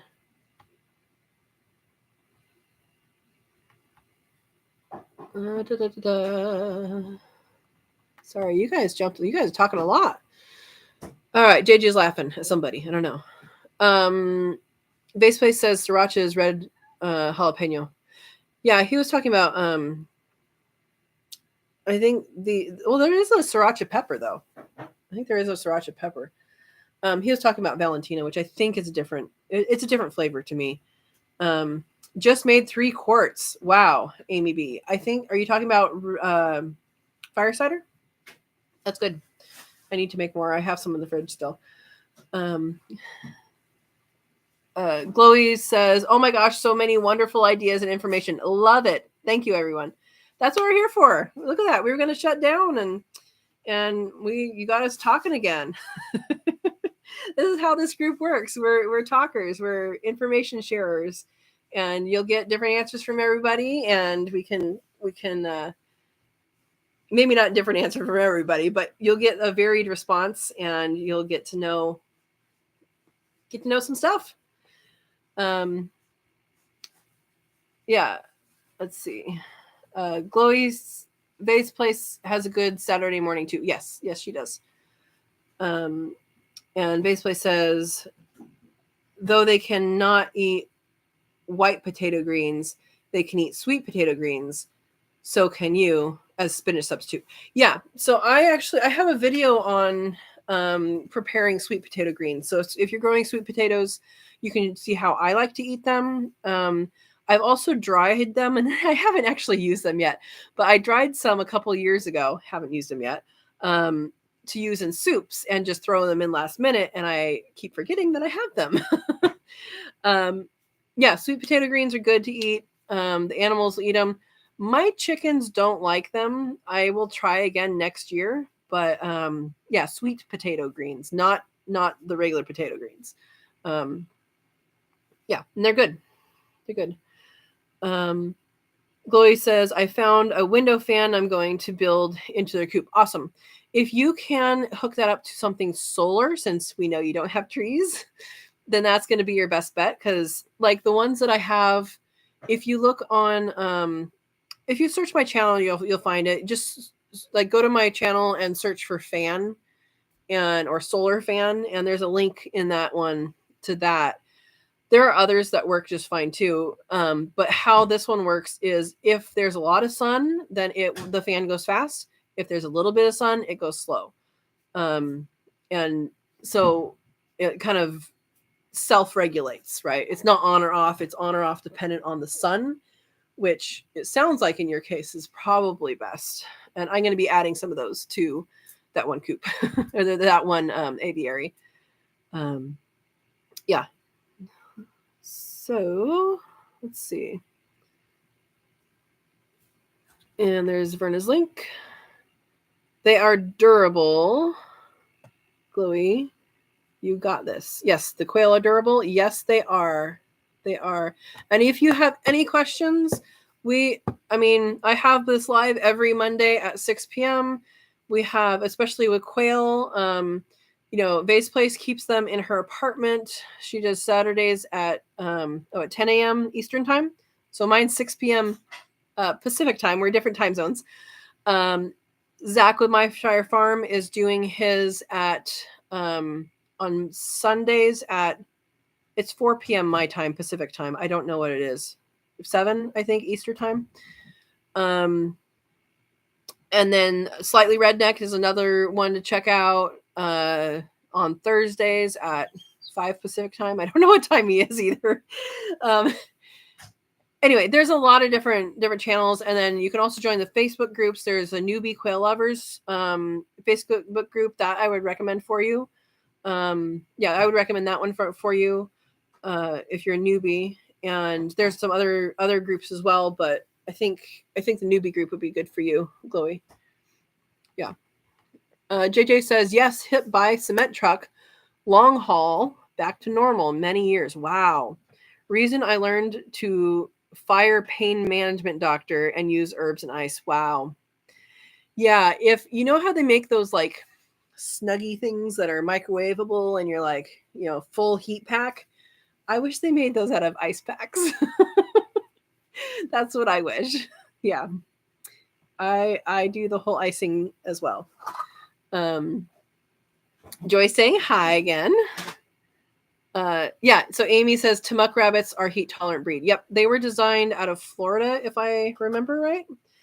And I think it's a New Zealand, right? It's a Timuc New Zealand. They're white. Yeah.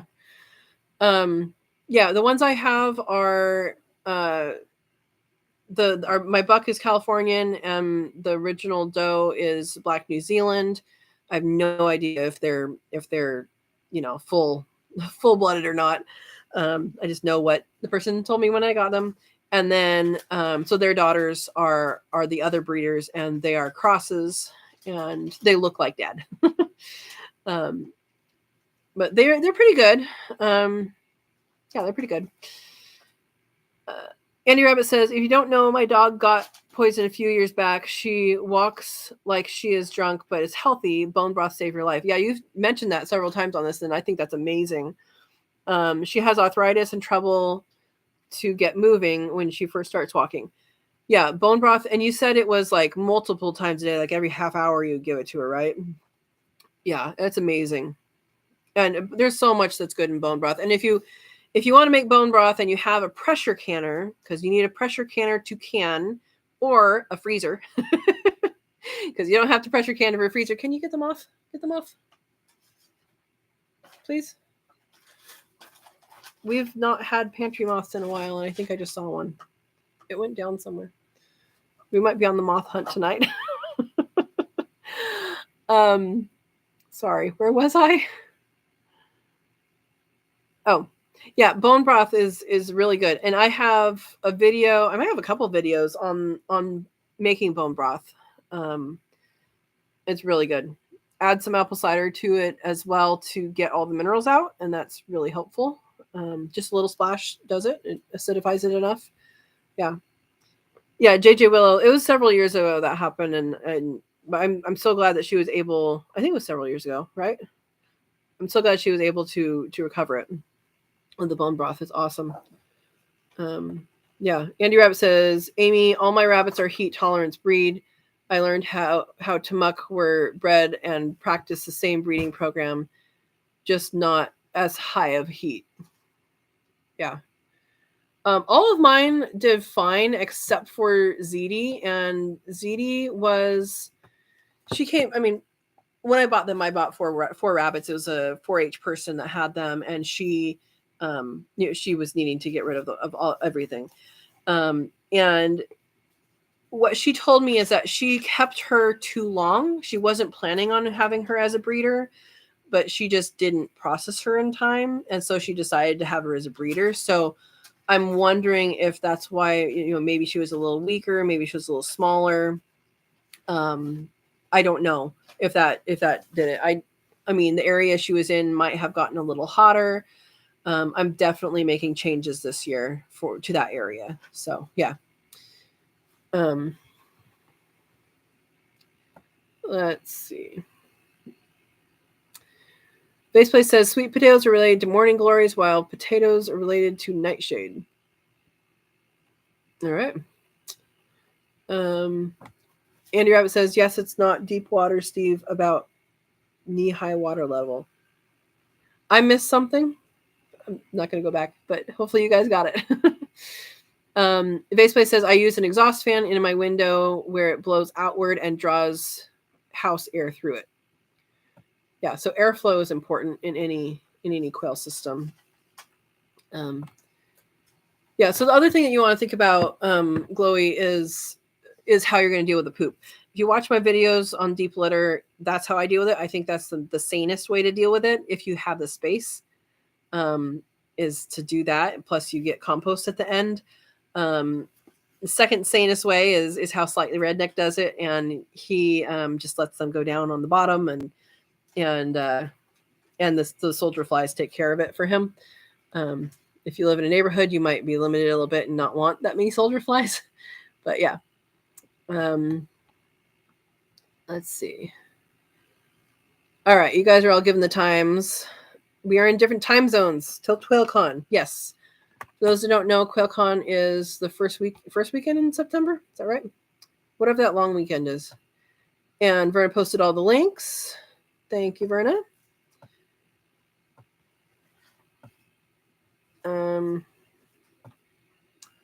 Katrina, your callies look full. They look full? Like, what kind of full? They're good sized or bad? I don't know if what you're saying is good or bad. Tell me more. Yeah, so all the ones that look like Californians, except for the buck, are actually a cross between the buck, which is Californian, and the black New Zealand. So yeah, let me know what full means and if it's good or not. Vaseplay says it was Blackie that dumped the water bowl this time because it was empty. Oh, well, it's empty now, huh? Yeah, JJ Will, Katrina Corn also does that. I haven't listened to his stuff in a long time. Steve says, that's right, Andy. In September, we are all Eastern time. Andy Rabbit says she was about 4 or 5 years ago for the dog. Yeah, I fed about 1 to 2 tablespoonful at a time every 30 minutes to every hour with a rabbit feeder bottle nipple. She couldn't bite down and break it. Wow. Vaseplay says if you use cages, then you can hopefully use a compost pile to use the poop. Yeah. And QuailCon is September 2 and 3 this year. Glowy says, for litter, I bought an oil pan and was going to let them poop on that, then dump their poop in my garden. Can you tell me?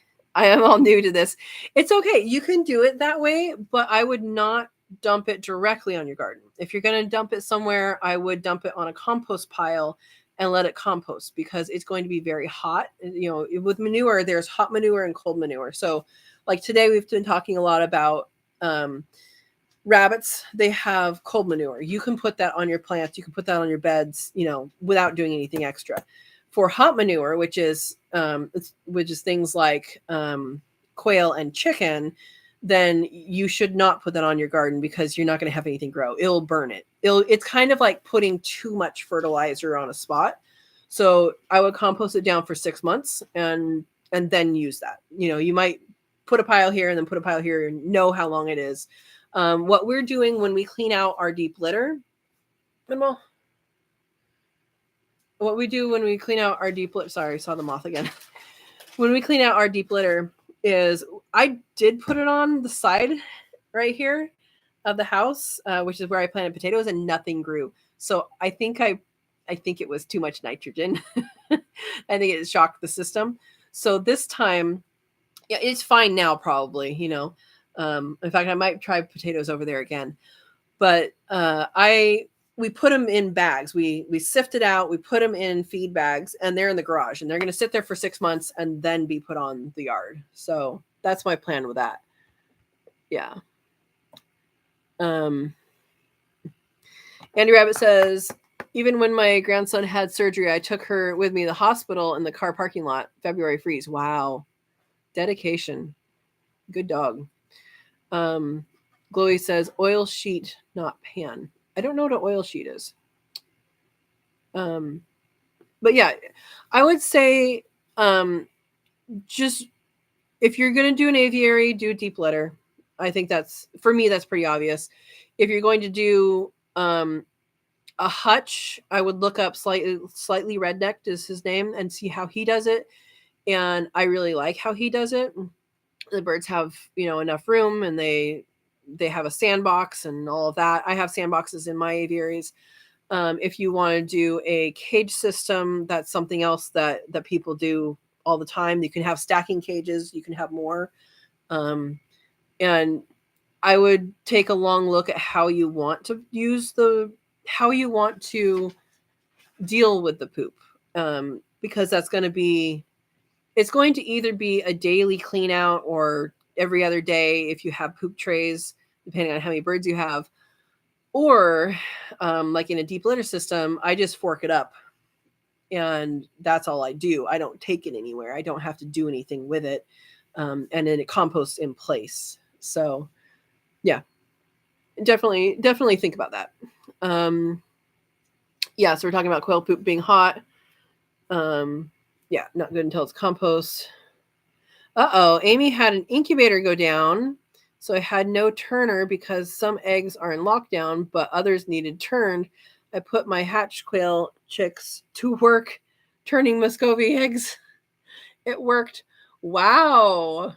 They got enough movement, huh? That is awesome. That is ingenuity right there. Yeah. Oh, good point.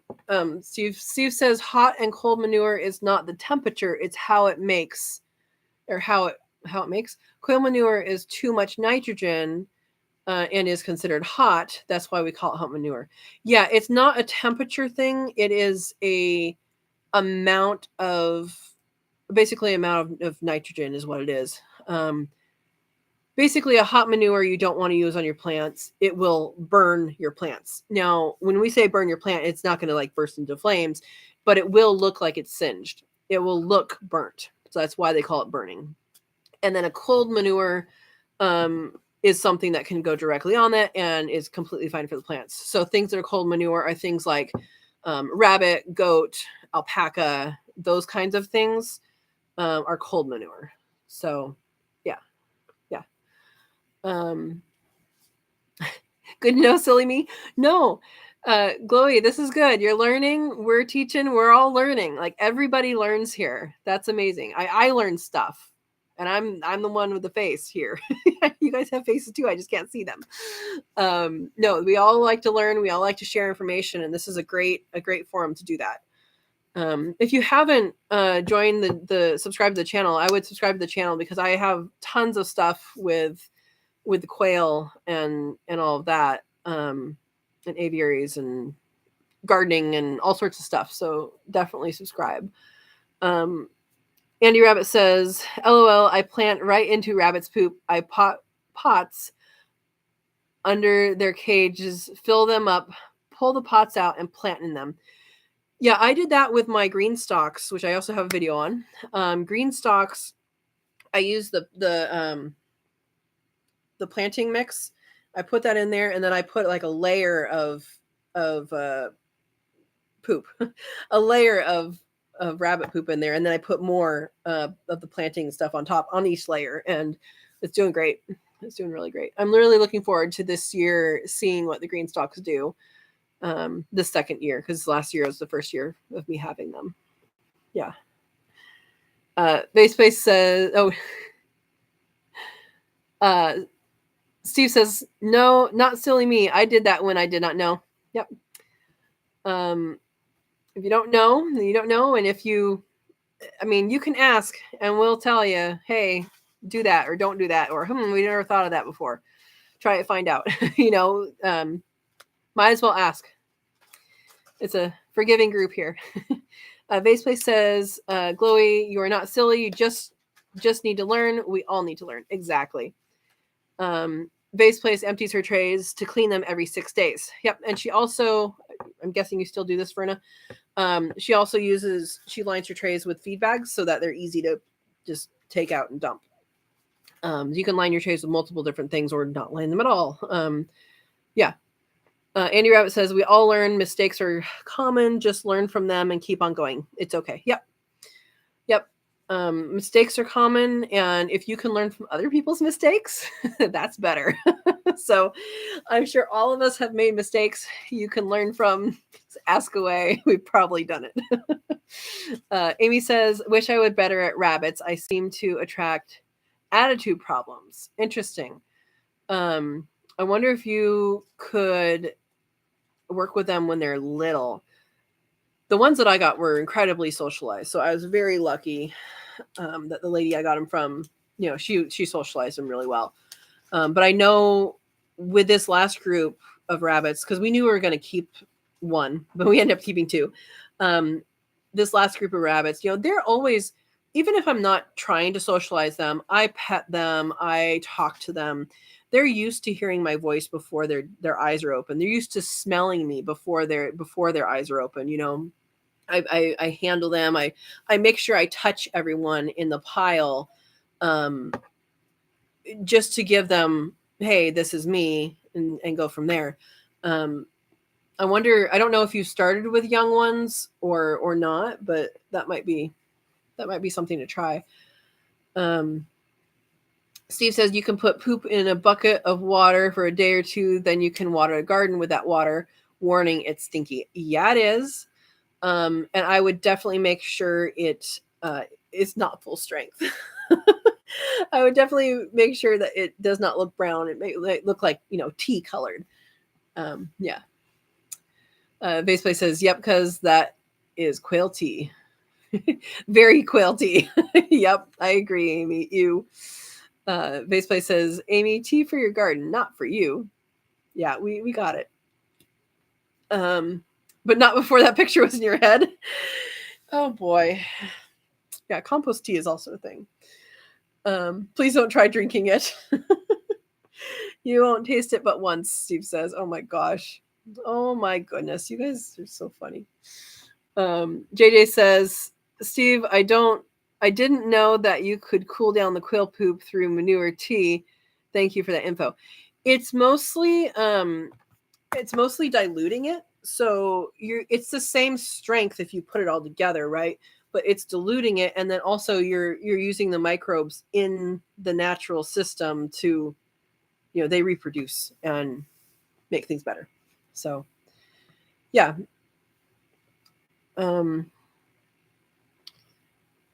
Base Play says, I handle my cooey. That is why Big Mama went from biter to lover. Yep. Yeah. And so something else you might try, was it Amy that was saying that? Something to think about, especially if you're starting with one that is an adult or is, a teen or whatever. Rabbits are prey animals, right? They're either going to eat or they're going to run away, right? They're either dinner or they're going to run away when something approaches.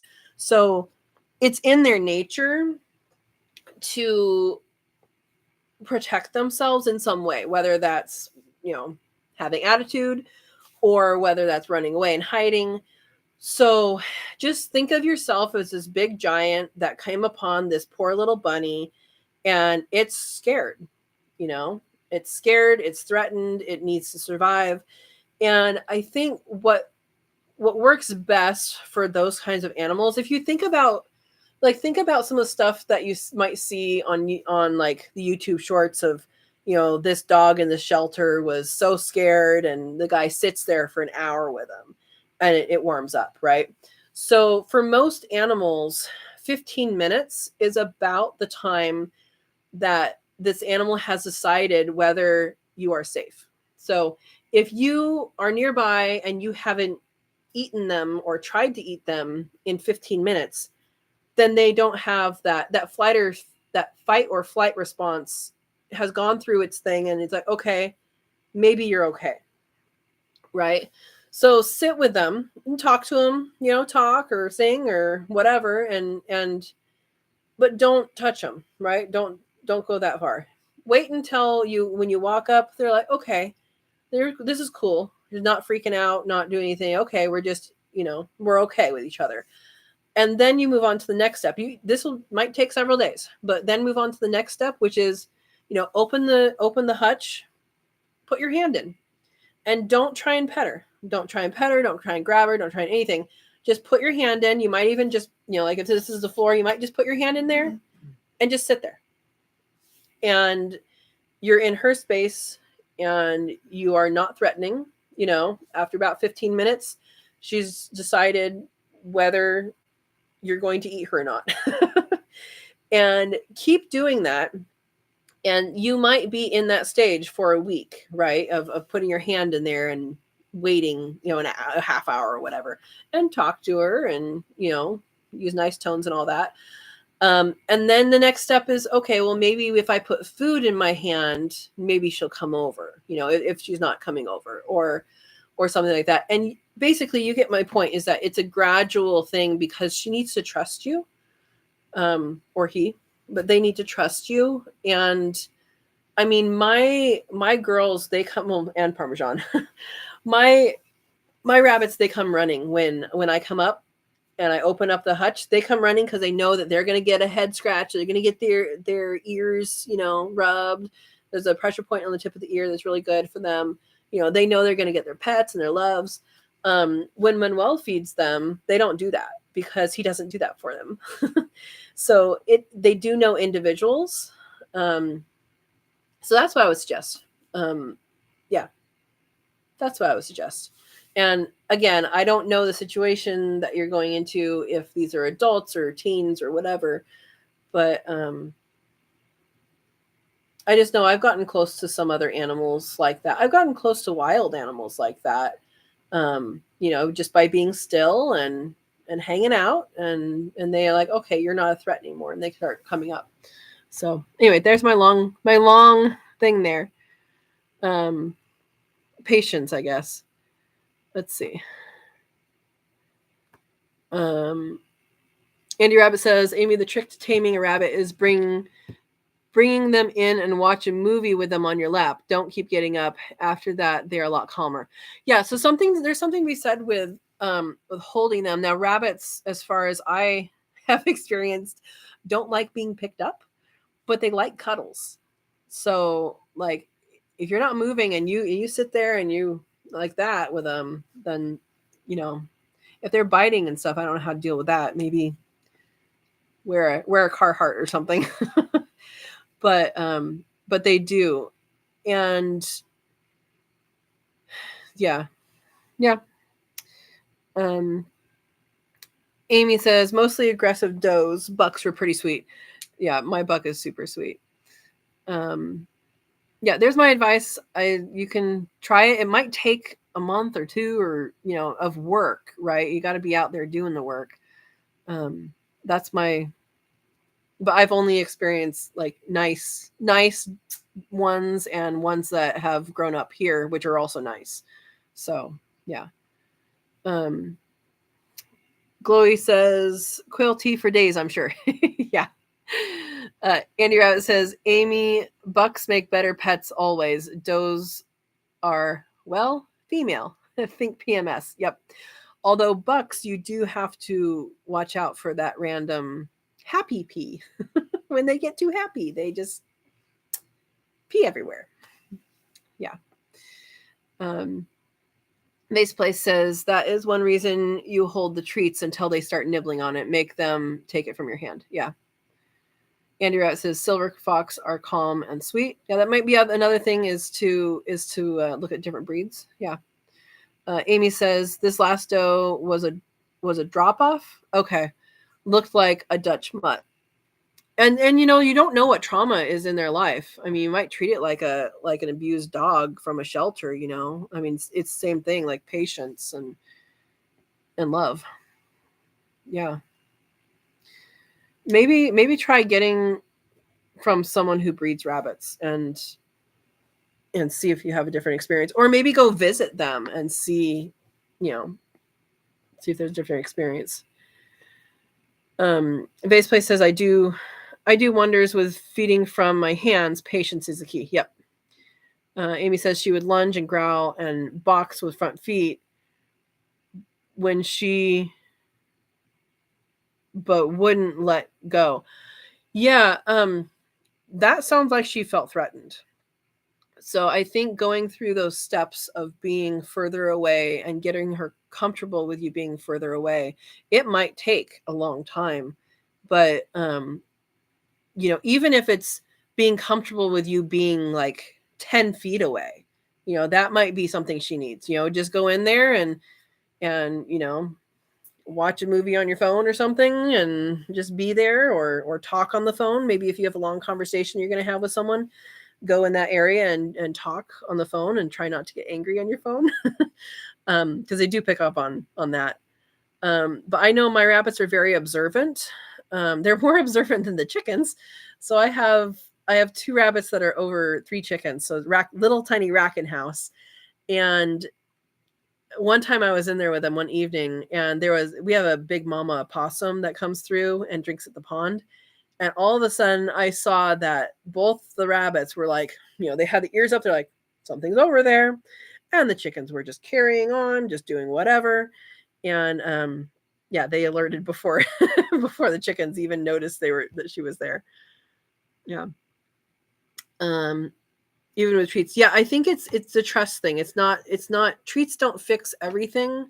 Treats is a reason for her to come investigate something she's already comfortable with. So like if she's already comfortable with your hand there, which you won't, that's not the first step, right? But if she's already comfortable with your hand there, then maybe she'll check it out if there's something that she knows there. And the other thing is animals don't know what a treat is unless they've had it or can smell it, right? So even it's like, oh, I got rabbit's treat. Why isn't she having it? Well, she might not actually know what that is until she gets close enough to smell it and stuff. Although their noses are pretty good. Andy Rapp says, oh, Amy, they can be the hardest. They were not wanted, so therefore not cared for, right, for a while. I'm talking about the dropped off, not the breed. Yeah. Same thing for dogs. Yep. A Rex doe had an aggressive after she kindled. So that's a protective thing, right? So she's protecting her kits. She's not aggressive. She's protecting. So if you think of it that way, if she's already not comfortable with you, why would she be comfortable with you around her babies, right? I mean, that's a very motherly response. I would not say that is aggressive. I think that's protective. So I think if you still have her, definitely work with her. If not, and you want to do rabbits, definitely make sure they're comfortable from afar away and then closer, and you're going to want to rush it, but don't. It takes patience, especially if they've had a background that you don't know. Yeah. Andy Rabbit says, Amy, that's sometimes a thing too. Me, I would call for it really because there are does that don't. Yeah. That's what you did. Okay, she's no longer with you. Yeah. Andy says, if I can't check on babies without fearing mom, she doesn't stay with me. Yeah. Sometimes you're in the nest box as mom is giving birth. Yeah, I actually had I actually had someone I know tell me they used to raise rabbits, and they would like when they were kids they would go in and play with the bunnies, but then that wasn't okay because then the moms would eat them. And I'm like, why would they eat them? Because mine are completely fine with that. But I think it's probably a trust thing. I don't know this for fact because I wasn't there obviously, but my girls trust me, and they go and check on them after I'm in there, but they trust me and they like, okay, yeah, go see the babies, and they might want to look inside while you're dealing with them, but they're completely fine. So I think it's a trust issue. Yeah. Andy says slightly rednecked has a good video on this. It's a pretty good one too. Yeah, he has a lot of good videos. I recommend him. And he has lives on Thursdays at 5 Pacific time. I don't know what time zone he's in. I think he's 2 hours different. Vaseplay says I never use store-bought treats. They were always cucumbers, carrots, or celery, something that stuck out for my hands. Yeah. They were used to me putting my hands in the cages to give them food and water already, be it quail or cuy. I would first give them a treat in their food dish and then change it to my hand. Yeah, so that goes to my point of they don't know it's a treat unless they've had it. Yeah, that's definitely good. Yeah. Andy B. Wow, that's impressive, Katrina. I don't know what part, but thank you, or you're welcome. Yeah, I think I was lucky with the rabbits I had because I did get them as adults that had already bred, except for Zeddy, who's younger, and she bred just fine. The lady who had them, she had just graduated high school, so it was a 4-H project. She spent lots of time, with them, and lots of, her siblings spent lots of time with them, you know, petting them and loving on them and all that. And so I think you just have to be, I mean, my breeders get nearly every day. They get a little, they get pets and massages, little massages, and you can tell that they will relax. So they do relax once. In fact, I say relax, and they relax now because I've trained them that way. Especially Tortellini. Meatball, sometimes she does it, sometimes she doesn't, but they'll just be like, okay. It's pretty cool. Andy Rabbit says Katrina is probably just the fact that the babies died and their parents just blamed it on the kids. The parents didn't want kids to touch them anymore. I have no idea. I mean, I've heard of, some animals you're not supposed to touch because then you'd smell like people and then whatever. But I have no information other than apparently that happened from somebody else. So anyway, it is 8:30. We've been on here we started at 6, guys, 2.5 hours. Oh my gosh. But it's okay. We got new people on here, and hopefully you found this valuable. We stayed on for you. Hopefully you found this valuable, and yeah, I think we're gonna eat something for dinner. One more. Vaseplay says wild rabbits will abandon a nest that others have touched. That may be true. I don't know. Yeah. So yeah, thanks for chatting. We have 7 people in here still with 21 likes. So yay. If you haven't subscribed already, go ahead and subscribe. There'll be a lot of videos. I do lots of videos. We have a live every Monday at 6 p.m. Pacific time. And we will see you next Monday. So thank you for joining and participating, and have a wonderful night.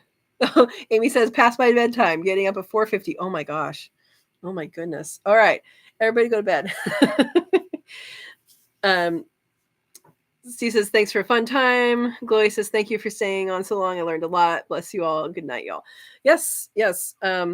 Every Monday we do this. So come back next Monday and enjoy the week, guys. We'll see you Monday.